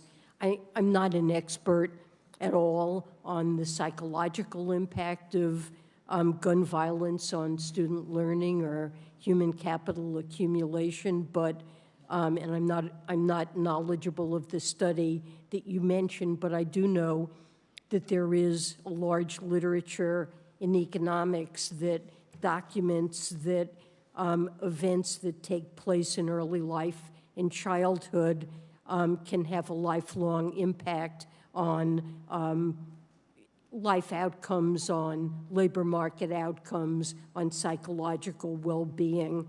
And so it only stands to reason that the threat of violence at schools it keeps our kids So from let me just learning. ask you from an economic, I know you're not a psychologist, but if Northwestern University's study that found that students who are survivors of gun violence are less likely to graduate high school, less likely to graduate from college, and more likely to earn less over the course of their lives. Doesn't that have an economic impact? Of course, it has a negative impact on these individuals and on our economy. And I don't know what the aggregate size of that is, but it certainly has a negative Let me ask you on a impact. different topic. The Washington Post reported 2 weeks ago that the administration was considering canceling $10,000 of federal student loan debt per borrower for individuals with incomes under $150,000. The same article stated that, quote, it was unclear whether the administration will simultaneously require interest and payments to resume at the end of August when the current pause is scheduled to lapse. The Consumer Financial Protection Bureau issued a report in April of this year finding that 15 million borrowers, or 60% of all borrowers that have had their loans on pause since March 2020, may have difficulty resuming their student loan payments when a pause is over. Are you concerned about the economic impact on borrowers if we turn student loan payments on prematurely? Well, look, this is something that the administration is weighing what the right policies are here, and we're in the middle of deliberations on it. It is a very important topic. Student debt has... If people are called upon to pay and cannot and default, that has a real consequence, as well as in their lives. It has a real consequence to our overall economy. That's why we've been urging the President to seriously consider loan forgiveness. Finally, a study published by the Washington Center for Equitable Growth found that over 118 million homes across the United States, Black and Hispanic homeowners face an average 10 to 13% higher property tax burden when compared to similarly situated white homeowners. Would you agree that our federal SALT deduction is an important tool to reduce the effects of regressive tax policy through property tax relief? I'm not aware of that study. I'll have a look at it, but that's something I need to look into. But on a broader proposition, if I give people property tax relief and I have a disproportionate number of the universe of property tax owners who ultimately face a greater consequence of higher burdens, then I would assume that helping them with that burden gives the type of relief that inures to the benefit not only of those families, but to communities as a whole. That certainly seems logical. Time of the gentleman's expired. I don't know what this does to the Brown-Casey friendship, but Senator Brown is next after Senator Casey's been so patient. Senator Brown. He's a patient man, so thank you. One quick reference to Senator Grassley's comments about corporate greed. We know that while the Secretary is not saying that it's the main driver of inflation, we know that a number of American industries, oil, pharmaceuticals, shipping companies, and others have used the pandemic and used the war with Russia to raise prices, and have seen gargantuan profits from a number of those industries, that not by accident. So we know that. Let me shift to one of our favorite topics, Madam Secretary. That is the child tax credit and the earned income tax credit. The work you did, again, I compliment you every time in a public forum, what you and Commissioner Reddick did, and with Chairman Wyden's involvement, to get the IRS advanced CTC payments ready to go just 3 months after I sit on the floor next to Senator Casey. We talked about the excitement of that bill passing on March of 2021. By July, those checks were going out to 60 million, to the families of 60 million children. We should celebrate that perhaps more than we do. We know it slashed hunger rates by 1/3, cut child poverty by 40%. That's why I'm fighting alongside Chairman Wyden and Senator Bennett and others to make sure this gets extended, because it's so important for our country. Tell us in your view, some have criticized the child tax credit for all kinds of things. Would extending the child tax credit family, they'll say CTC is a primary driver of inflation. Comment on that, and then answer the question, if you would extending the expansion help families keep up with rising costs? Well, absolutely, of course it would. You know, the aid that was almost a half, and all the evidence we have suggests that the CTC reduced inequality. increased demand somewhat. U.S. food consumption in 2021 was above the pre-pandemic level, but what that means is that families were using the additional resources that they got from the CTC to feed their children. Did it have some marginal impact on food prices? Possibly, but what's important is that fewer kids went hungry. And look, this is just not a significant factor, the child tax credit, in impacting inflation. There are a lot of things driving inflation. We've had multiple COVID variants when we early on expected the pandemic would ease and we would get back to life as normal. We've had ongoing supply bottlenecks. There are COVID-related shutdowns all around the world, including China. On food prices, Russia's invasion of Ukraine is having dramatic impact on food prices that has utterly nothing to do with the child tax credit. It was a relatively small expenditure. It was spent out over the full year 2021, and it resulted in a dramatic reduction in childhood poverty and financial insecurity for American families and contributed little or nothing to inflation. Thank you. It's hard to call it anything but an unqualified success in showing that government can do the right thing and did do the right thing quickly and efficiently and effectively. Let me shift briefly in my last minute or so as chairman of international tax. A year ago, I teamed up with the chairman, who was Senator Warner, on an international tax framework that would put Americans first, that would get rid of incentives in the tax code that reward companies for moving overseas and ensuring that multinational companies paid their fair share. You did a very good job rallying the rest of the world around a plan that would stop this global race to the bottom and put workers first. I commend you and your very apt team on that. Why is it important for Congress to take action this year in the international tax issue? Why would American workers be worse off than if the rest of the world moved forward and the U.S. was left out? Well, I think that this is an extremely important initiative. As one of the leading economy in the globe, and given that it's an initiative that we spearheaded, I believe we should do it. I think we need the revenues. It will raise considerable revenues. I think deficit reduction is important, but we also need revenues to spend on a wide array of programs that will, whether it's affordable housing or making health insurance more affordable, energy investments that will bring down utility bills over time. We need the revenue to support these investments and to support investments in people and making our economy more productive and lowering the burdens that households face.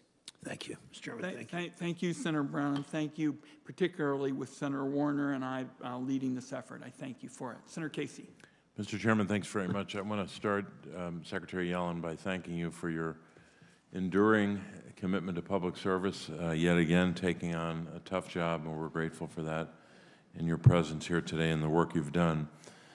I want to thank the chairman and Senator Brown as well for the work they did to make it possible for us to have the child tax credit, the enhanced version of that in place.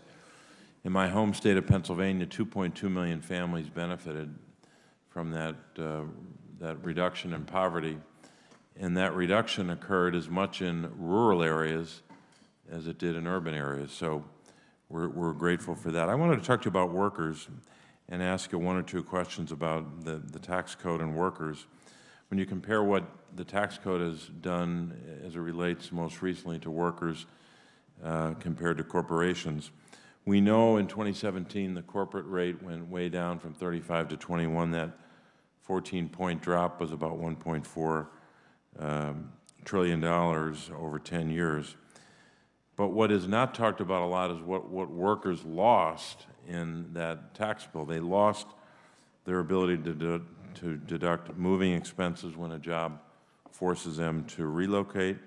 They also lost, if they're a member of a union, they lost the deduction for the cost of their union dues. Workers can't deduct the cost of their union dues, but corporations are still permitted to deduct the cost of running anti-union campaigns. This is both an insult to American workers and should be an insult to every American, but it's also an insult and I think in direct contravention of the 1935 National Labor Relations Act. Earlier this year, the President's Task Force on Worker Organizing and Empowerment spoke to these issues. I've got two bills, one bill to restore the tax deduction, but also another bill to crack down on union busting. Madam Secretary, I'd ask you to respond to this question. Do you agree that we need to restore and improve the union dues tax deduction that the 2017 tax bill took away and end the taxpayer subsidization of anti-union campaigns by corporations? I do, and let me say that we strongly support the work that the Worker Empowerment Task Force is doing. We look forward to working with you and other members of Congress to develop legislative provisions in support of that mission. Thanks very much. The last question I have is about the code again. In 2017, corporations had their rates cut by that 21%, as I mentioned. Business owners also got a 20% write-off on their personal taxes, but that same cut was not available to their workers. The IRS just reported by 2017 it had all but stopped auditing the taxes of wealthy private business owners.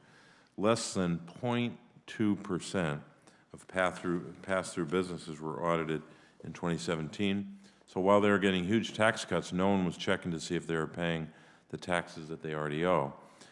We know the EITC, the Earned Income Tax Credit recipients, were 5 times more likely to be audited than a pass-through business owner. Hard to comprehend that. So people making $40,000 or less, 5 times more likely to be audited. Madam Secretary, can you speak to the steps the administration has taken to make sure that wealthy business owners pay their fair share in taxes? I mean, it's an appalling set of statistics, Senator, that you recite there. We have an enormous tax gap.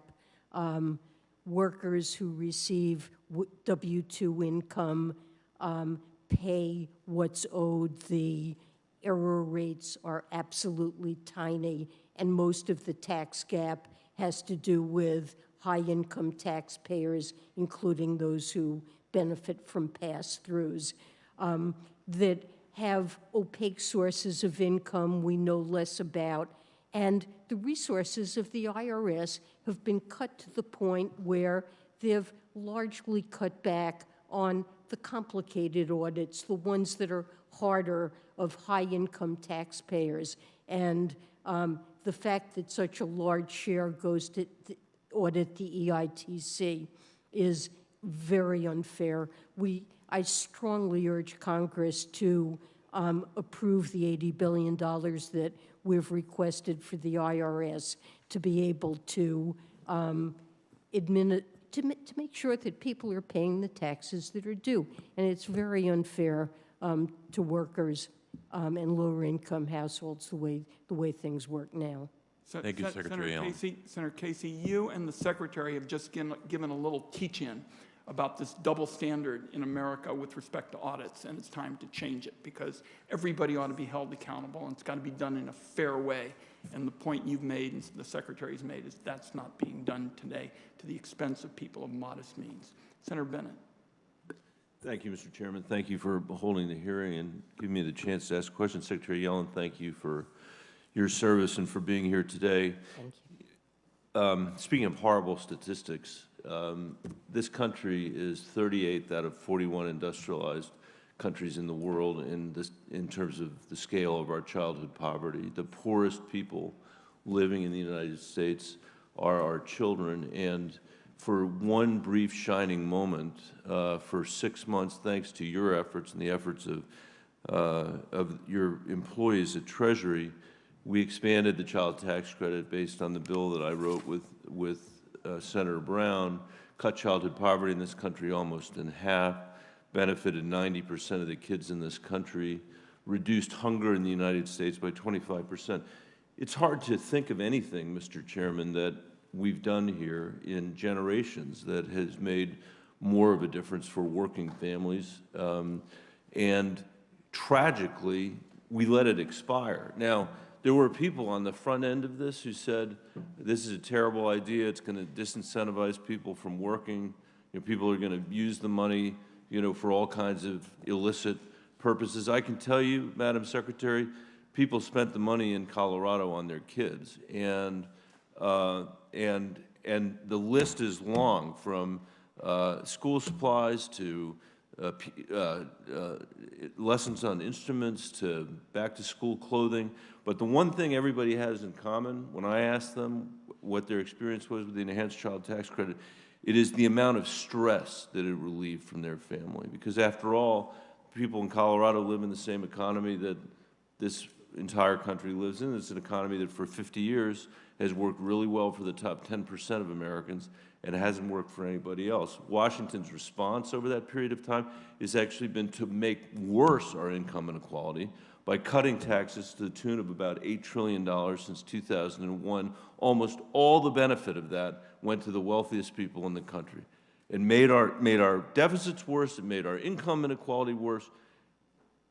It's staggering that that is what we would do. And finally, we finally did something for working people with the enhanced child tax credit and the enhanced earned income tax credit. And at the end of the year, we turned our backs on the poor children in America that benefited from this, the 90% of kids that had the benefit of this. I've been here year after year after year, Madam Secretary, at midnight on New Year's Eve or on Christmas Eve, when we didn't have any trouble extending tax cuts for the wealthiest people in this country. We didn't have any trouble extending tax cuts for the biggest corporations in America. But when we had actually lifted kids out of poverty, when all the studies that I have seen, and this is what I'm going to ask you about, Madam Secretary, all the studies that I have seen have demonstrated that the tax credit worked as it was intended and did not disincentivize anybody from working. We cut it off at a time of rising inflation. Families were getting $450 on average a month. And my understanding is that the inflation has caused about $300 a month of additional costs for families. That was more than covered by the tax credit. So in the last minute and a half, Madam Secretary, let me say, first of all, how grateful I am for your effort and for the IRS's effort and for the employees that work for you, the heroic effort that they put in place to build a system to demonstrate that we do not have to accept these rates of childhood poverty as a permanent feature of our economy or a permanent feature of our democracy. And that was thanks to the work that your folks did. So I'd love to hear your reflections as an economist and a policymaker on the effects of the expanded monthly child tax credit on children and families, and what is your sort of general reaction to all of this? Senator, you've spoken eloquently about the benefits of the child tax credit. I completely agree with your comments. It cut childhood poverty dramatically. It enabled families to get a little bit of breathing room and to help their kids afford nutritious food and clothing and back-to-school supplies. And it really played a critical role. I think you know that the President has repeatedly said that he strongly supports extension. We would love to see Congress enact that. It's made a huge difference to inequality. It was a very important initiative. I feel very proud. I appreciate your comments. I feel very proud of the work that Treasury, and particularly the IRS, was able to do to get this money out and to do everything we possibly could to ensure that non-filers, all the many households who weren't required to file tax returns, to make sure that they receive the credit as well. I would love to see, and we've been talking about investments in the IRS. One thing that investments in the IRS would do is make sure the IRS has the modern tools it needs when we have tax credits like that to make sure they go to the families that deserve it, whether they file taxes or not.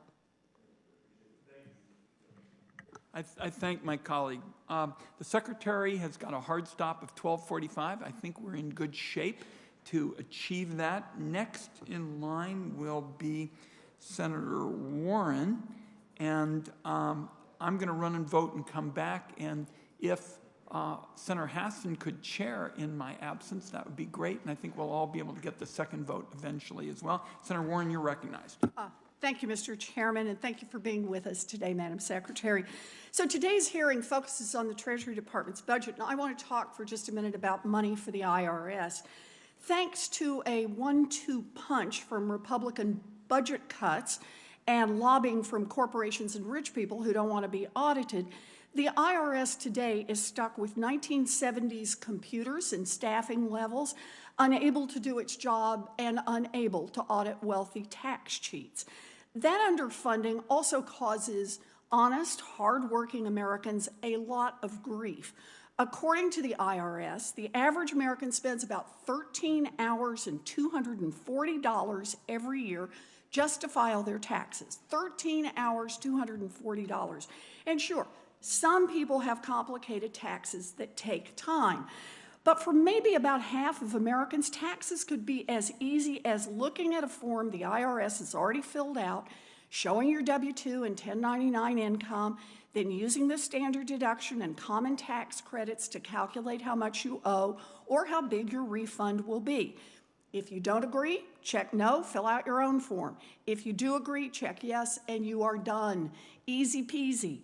But the IRS does not have that kind of easy peasy program. Instead, years ago, the IRS cut a deal to send taxpayers to companies like Intuit and H&R Block to figure out what they owe. And in return, these companies were supposed to make free tax filing for 70% of American taxpayers through the Free File program. Secretary Yellen, what percentage of taxpayers actually use Free File right now? I believe that last year about 4%. About 4%. 4. That's right. So it was supposed to be 70%. Turns out it was 4%. And you know that is not an accident. These companies deliberately sabotaged the Free File program and steered people to products that they could charge for. Now, companies like Intuit and use misleading advertising, hid free products from Google search results, all so that taxpayers had to spend more money to figure out how much they owed. The Federal Trade Commission has now sued Intuit over its bogus advertising of free tax filing software, and last month the state attorneys general extracted a $141 million settlement from Intuit for these scams. Now, these swindles are just one reason why the GAO recently recommended that the IRS develop its own alternative to Free File, stating, quote, "The IRS faces mounting risks by continuing to rely on the tax prep industry to provide free tax filing services," end quote. So, Secretary Yellen, it sounds like the Free File has worked out great for corporations like Intuit, which raked in billions of dollars. But do you agree with the GAO that the current system is not working for American taxpayers and that it's time for the IRS to develop a real Free File program? Or let me just ask this more directly. If we can get you the resources, will you commit to developing a Free File program that actually works for American taxpayers? So, look, I'm absolutely agree with the comments that you made about Free File. It hasn't worked. We need to develop a new system. There's no reason in the world that a modern economy shouldn't have a system that makes it easy for such a large group of taxpayers to file their returns. Beyond that, I would also add that it's important that households be able to access the benefits that Congress often wants to provide, like the Earned Income Tax Credit, the Child Tax Credit when that was available, the economic impact payments, and for individuals who don't have to file tax returns, this can be extremely difficult. So I'm loving everything you're saying, but I'm still listening for the part that says, if we can get you the resources, will you commit that the IRS will build its own free file program and make this available to Americans across the country? We're certainly looking into it, but I want to make a point, which is that the IRS is under siege. It is suffering from huge underinvestment. It has massive problems that it's dealing with. Right now, our number one priority is dealing with the backlog, a huge backlog of tax returns. The IRS right now doesn't have the authority to hire the people it needs to deal with Madam the Secretary, backlog. look, I'm not And it somebody doesn't who's have the attacking the technology IRS. that it needs. I'm trying to get you the resources that the IRS needs so it can go after wealthy tax cheats. But what I'd like to know is if we're going to fight for the resources to get them over to you, and the resources are available, will you commit to build the free file program? It's definitely a priority. It's definitely something we should do, and when the IRS is adequately resourced, it's something that will happen. Well, I think it's something we need to do. Look, I have a bill, the Tax Filing Simplification Act. I'm going to reintroduce it that would require you to do this. But I just want to make clear, you could do this. If we get you the money, I'd really like to see this happen. Senator Warren. Treasury has the authority now and needs to use it. Thank you. Thank you, Senator Warren. Senator Thune, I'm going to defer to you. Okay. Thank you, Madam Chair. Madam Secretary, welcome to the committee. As you know, President Biden recently wrote a Wall Street Journal op-ed that tackling inflation is the, quote, top economic priority. And I think that's a welcome development for the President to acknowledge that inflation's a problem. It wasn't that long ago that President Biden and his top economic officials were claiming the extraordinary increase in Americans' cost of living was merely transitory. I know you've responded to some questions on this subject already, but do you still view inflation, which remains near a 40-year high, as transitory, or do you expect an extended period of raised inflation? Well, when I said that inflation would be transitory, what I was not anticipating was a scenario in which we would end up contending with multiple variants of COVID that would be scrambling our economy and global supply chains, and I was not envisioning impacts on food and energy prices we've seen from Russia's invasion of Ukraine. So as Chair Powell indicated himself, both of us probably could have used a better term than transitory. There's no question that we have huge inflation pressures, that inflation is really our top economic problem at this point, and that it's critical that we address it. So I do expect inflation to remain high, although I very much hope that it will be coming down now. And the President's budget on that point projects inflation at 4.7% for 2022, which seems to be an entirely unrealistic assumption given that inflation the first half this year has been well above that rate.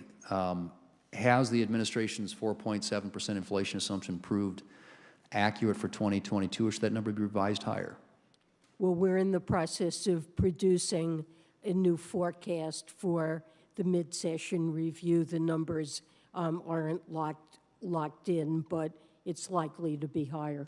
Well, hopefully we won't have to wait long for that, right? I mean, when does that review come out? I'm not sure what the date is. Let me just say, too, there's a couple things that the President obviously has suggested, that the inflationary numbers are a result of Ukraine. And clearly, if you look at the CPI inflation data, it was largely collected before the Russian invasion of Ukraine. Was the President wrong to blame the pre-existing inflation on the Russian invasion of Ukraine? And do you think that it is at all attributable to the overheated economy that was accelerated by last year's $1.9 trillion partisan spending bill? Look, when President Biden took office, the United States faced a really horrendous problem in that it was projected that unemployment would stay extremely high for many years. CBO projected unemployment in excess of 9%.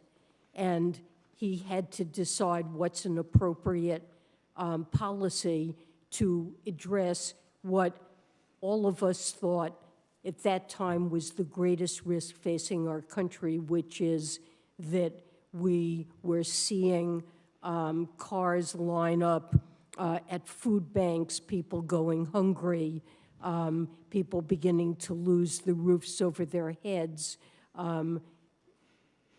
worried that they wouldn't be able to get jobs, and that we would have a generation that was scarred by high unemployment. And we put in place and designed a program in the ARP that not only was intended to address those risks, but succeeded in doing so better than anyone could have anticipated.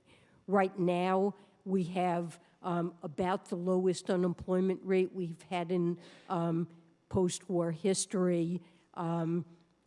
In recent Federal Reserve survey, more households than ever have described their financial situation as strong. In a question about could you manage to pay an unexpected $400 expense, a record of people since that survey started said they could. So we've accomplished a lot. We have the fastest recovery of any developed country. There's no question that inflation is too high and it has to be addressed, but we're starting to do that from a situation of strength. And of course, it's important to bring inflation down. Mr. Chairman, my time has expired, but I would just say the economic crisis American people are feeling right now is this extraordinarily high inflation rate, which, again, to the degree that there may have been jobs created and wage increases completely eaten up. I mean, the American people are getting a de facto pay cut because of inflation, and it just doesn't seem like, and gas prices contributing largely to that. And I see no strategy out of the administration to do anything to deal with rising gas prices. And I think that there's no question that the $2 trillion bill last year overheated the economy, and it's why we have the mess that we have today. So, Mr. Chairman, thank you. Thank you, Senator. Senator Hassan. Thank you, Mr. Chair. And good afternoon, Secretary Yellen, and welcome. Inflation is the #1 economic issue I hear about from Granite Staters. Supply chain challenges and Putin's invasion of Ukraine have driven up costs across the economy, and these higher prices are straining the budgets of families and small businesses. As one way to help lower costs for families, I've led bipartisan legislation to cut taxes for homeowners who upgrade to more energy-efficient appliances. The administration has been supportive of passing clean energy tax cuts that would help lower energy costs for Americans. Do you agree that passing clean energy tax cuts, as proposed in my bipartisan bill, would help lower costs for Granite Staters?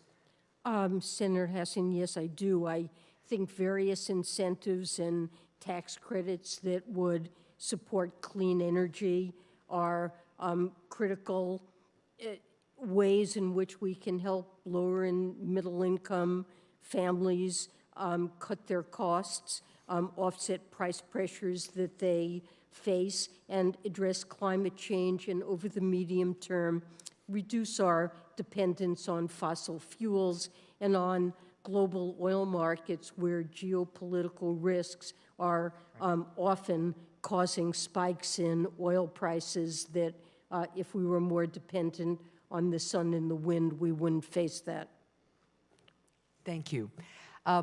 In 2020, I helped lead a successful bipartisan effort to ensure that all small businesses struggling during the pandemic had access to tax cuts through the Employee Retention Tax Credit. However, I've heard from small businesses in New Hampshire, such as Smutty Nose Brewing in Hampton, who are still waiting on Treasury to send their full employee retention tax credit payments. Madam Secretary, what is Treasury doing to clear the backlog of employee retention tax credit claims and ensure that small businesses receive this tax relief as soon as they can?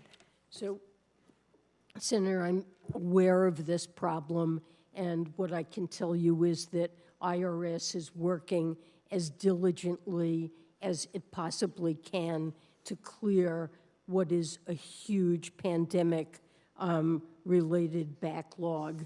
And, you know, things that are filed in paper, IRS is still in the process of opening these. I think a lot of these employee retention tax credit filings were paper filings that are part of this backlog.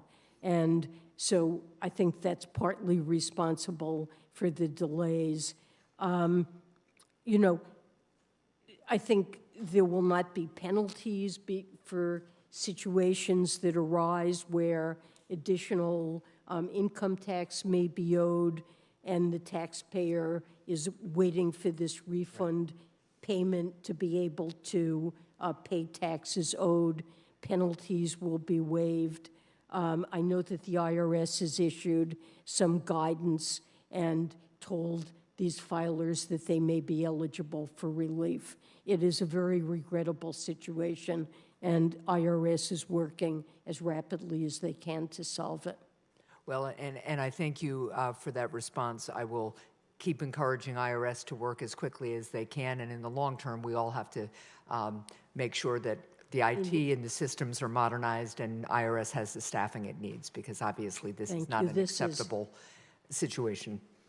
This is really a reflection of decades of underfunding, and it's frankly amazing that the IRS is able to do as much as they can, getting out child tax credit payments and the economic impact payments. Yeah, I do understand that, but I will continue to push on this because I just was talking with a small business on Saturday that's really kind of on the edge here and waiting for this credit. So let me talk about one other thing, which is Russian gold reserves. Vladimir Putin has stockpiled billions of dollars in gold in an attempt to insulate the Russian economy from international sanctions. I'd like to thank Treasury for heeding calls earlier this year from a bipartisan group of senators, including myself and Senator Cornyn, to ensure that U.S. sanctions freeze Russian gold assets. Can you update us on Treasury's ongoing efforts to combat any attempts by Putin to prop up Russia's economy by selling off his gold stockpile? Yes. This is an important matter, and we've issued guidance that gold-related transactions involving Russia may be sanctionable under the president's executive order, and we're closely monitoring any efforts that we can see to circumvent our Russia-related sanctions through the use of gold. Well, thank you very much. Thank you, Mr. Chair.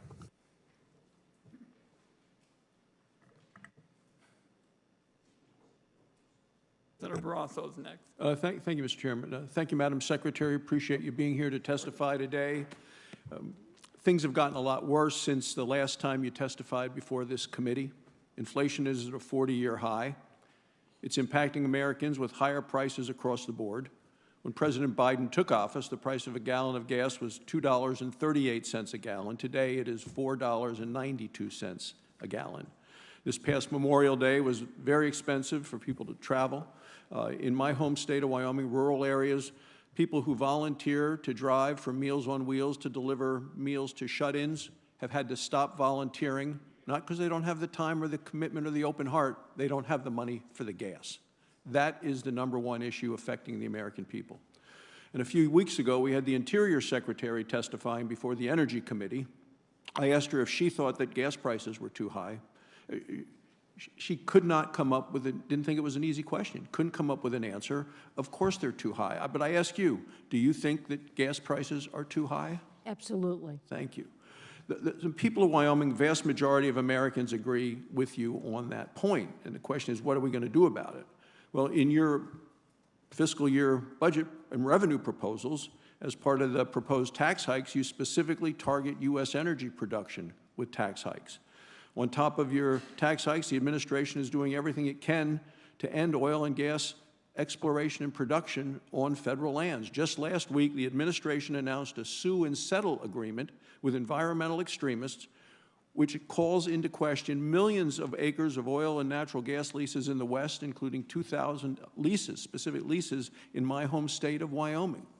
Some of these leases have been let 2015 all the way up through the end of the last administration.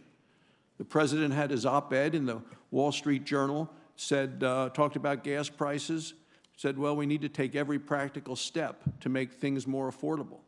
But it seems to me tax hikes and other decisions like this are not going to help and are actually going to make matters worse. Making it more expensive to produce American energy would simply lead to higher prices for consumers. And once that energy is produced, it needs to be transported to refineries and eventually to gas stations. Well, pipelines are an important piece of that transportation. But on CNBC last week, you specifically suggested pipelines don't matter. On one hand, both you and the president say gas prices are too high, to which I agree. But on the other, you are targeting American energy with taxes, and that's going to result in higher costs for Americans. So since you agree the prices are too high, can you please explain the inconsistencies with the policies of the Department of Treasury and the administration? Well, I would say that as a medium-term matter, the way to reduce energy prices for Americans is to promote credits, energy policy that boosts the production of renewables, that will reduce our dependence on global oil markets where geopolitical factors can cause energy prices to spike, as we're seeing with Russia and Ukraine, and can lower utility prices for Americans. In the short run, before that happens, high prices, we have very high prices, as you pointed out, for oil. I believe that producers are sitting on 37 million acres of land under lease from which they can drill and produce additional oil, and high prices are a motivation to do that. So we do need additional oil. The prices that Americans pay are influenced by what happens in global markets.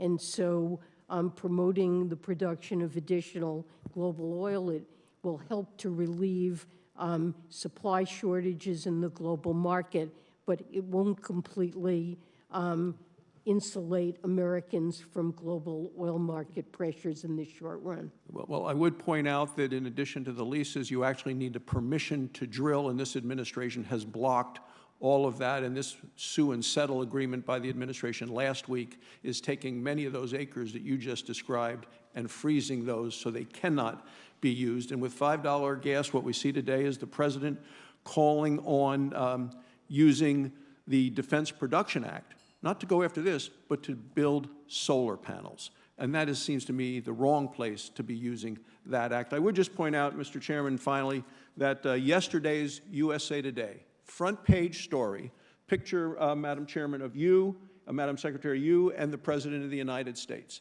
Yesterday's USA Today headline, small risk of inflation swelled to a global threat.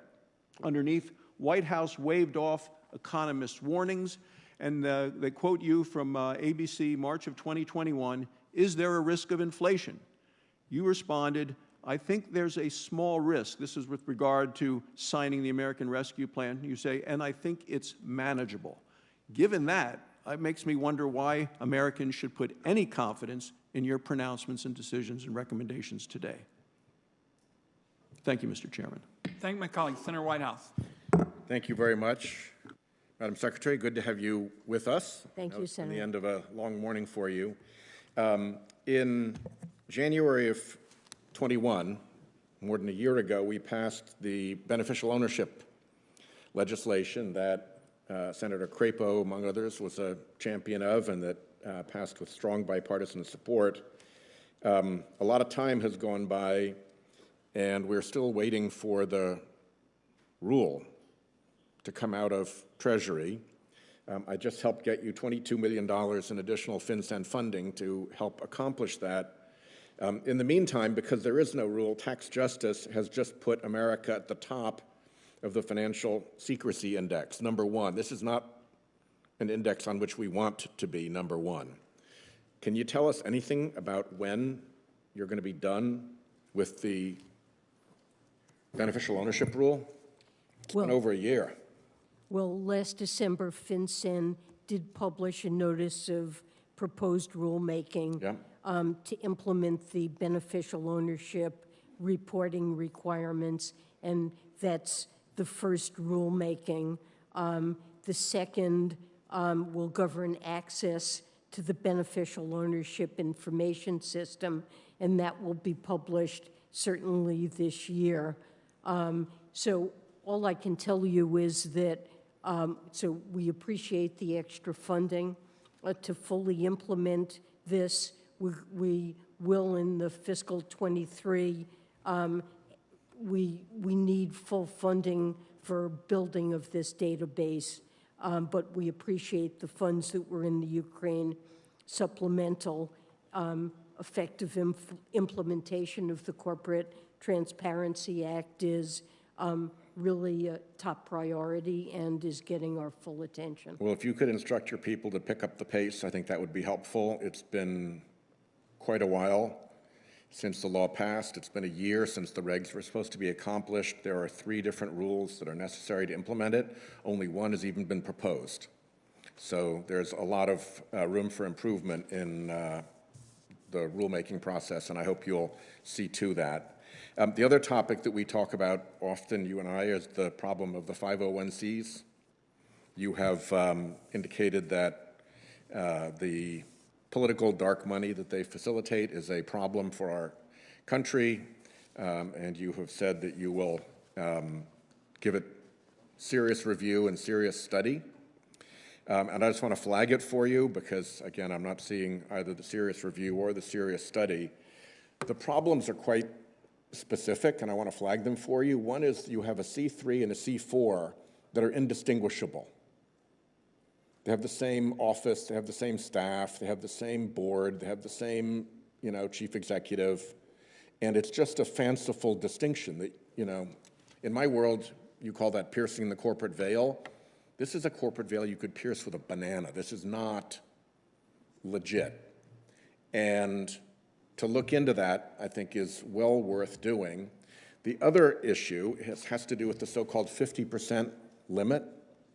The 50% limit is ignored by circles of affiliated nominal corporations, so that if somebody makes a donation to one, they can then spend 50% of it on politics and put the other 50% to an affiliated organization, which then spends 50% of it on politics and puts the remainder to another affiliated organization. If you have just 4 of those organizations working in concert together, you're over 90% of the donor's money going for political advertising. And that's not what the 50% rule intended either. And I think that the IRS is simply not looking at these essentially phony setups that are allowing these anonymous folks to get around both the letter and the intent of the law.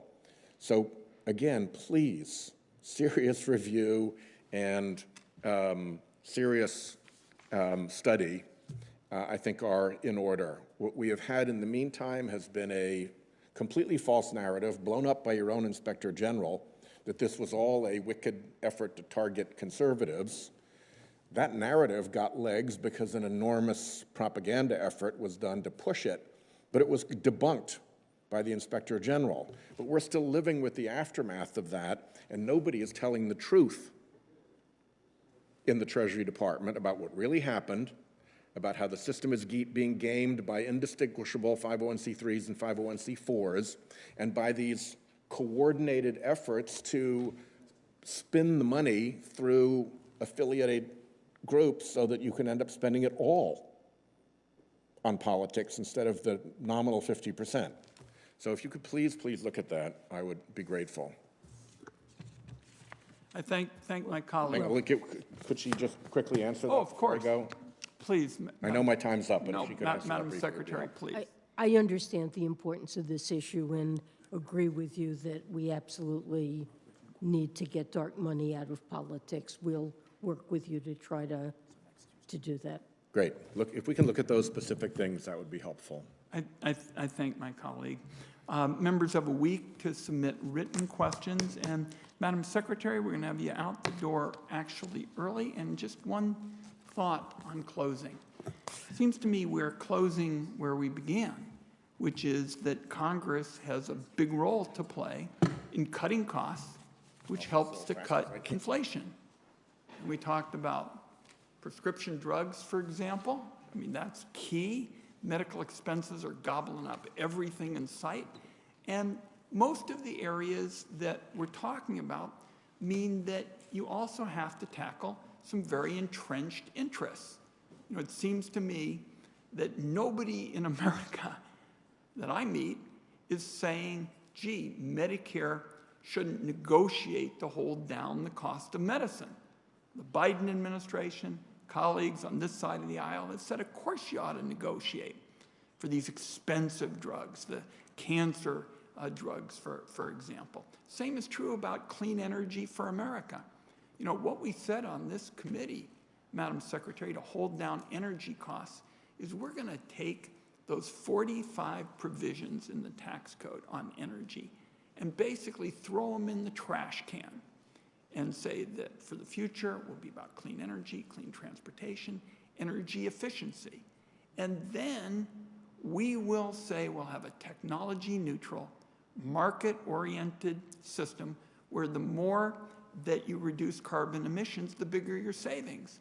But in both healthcare and energy, you're going to have to take on some big, powerful interests to cut costs down.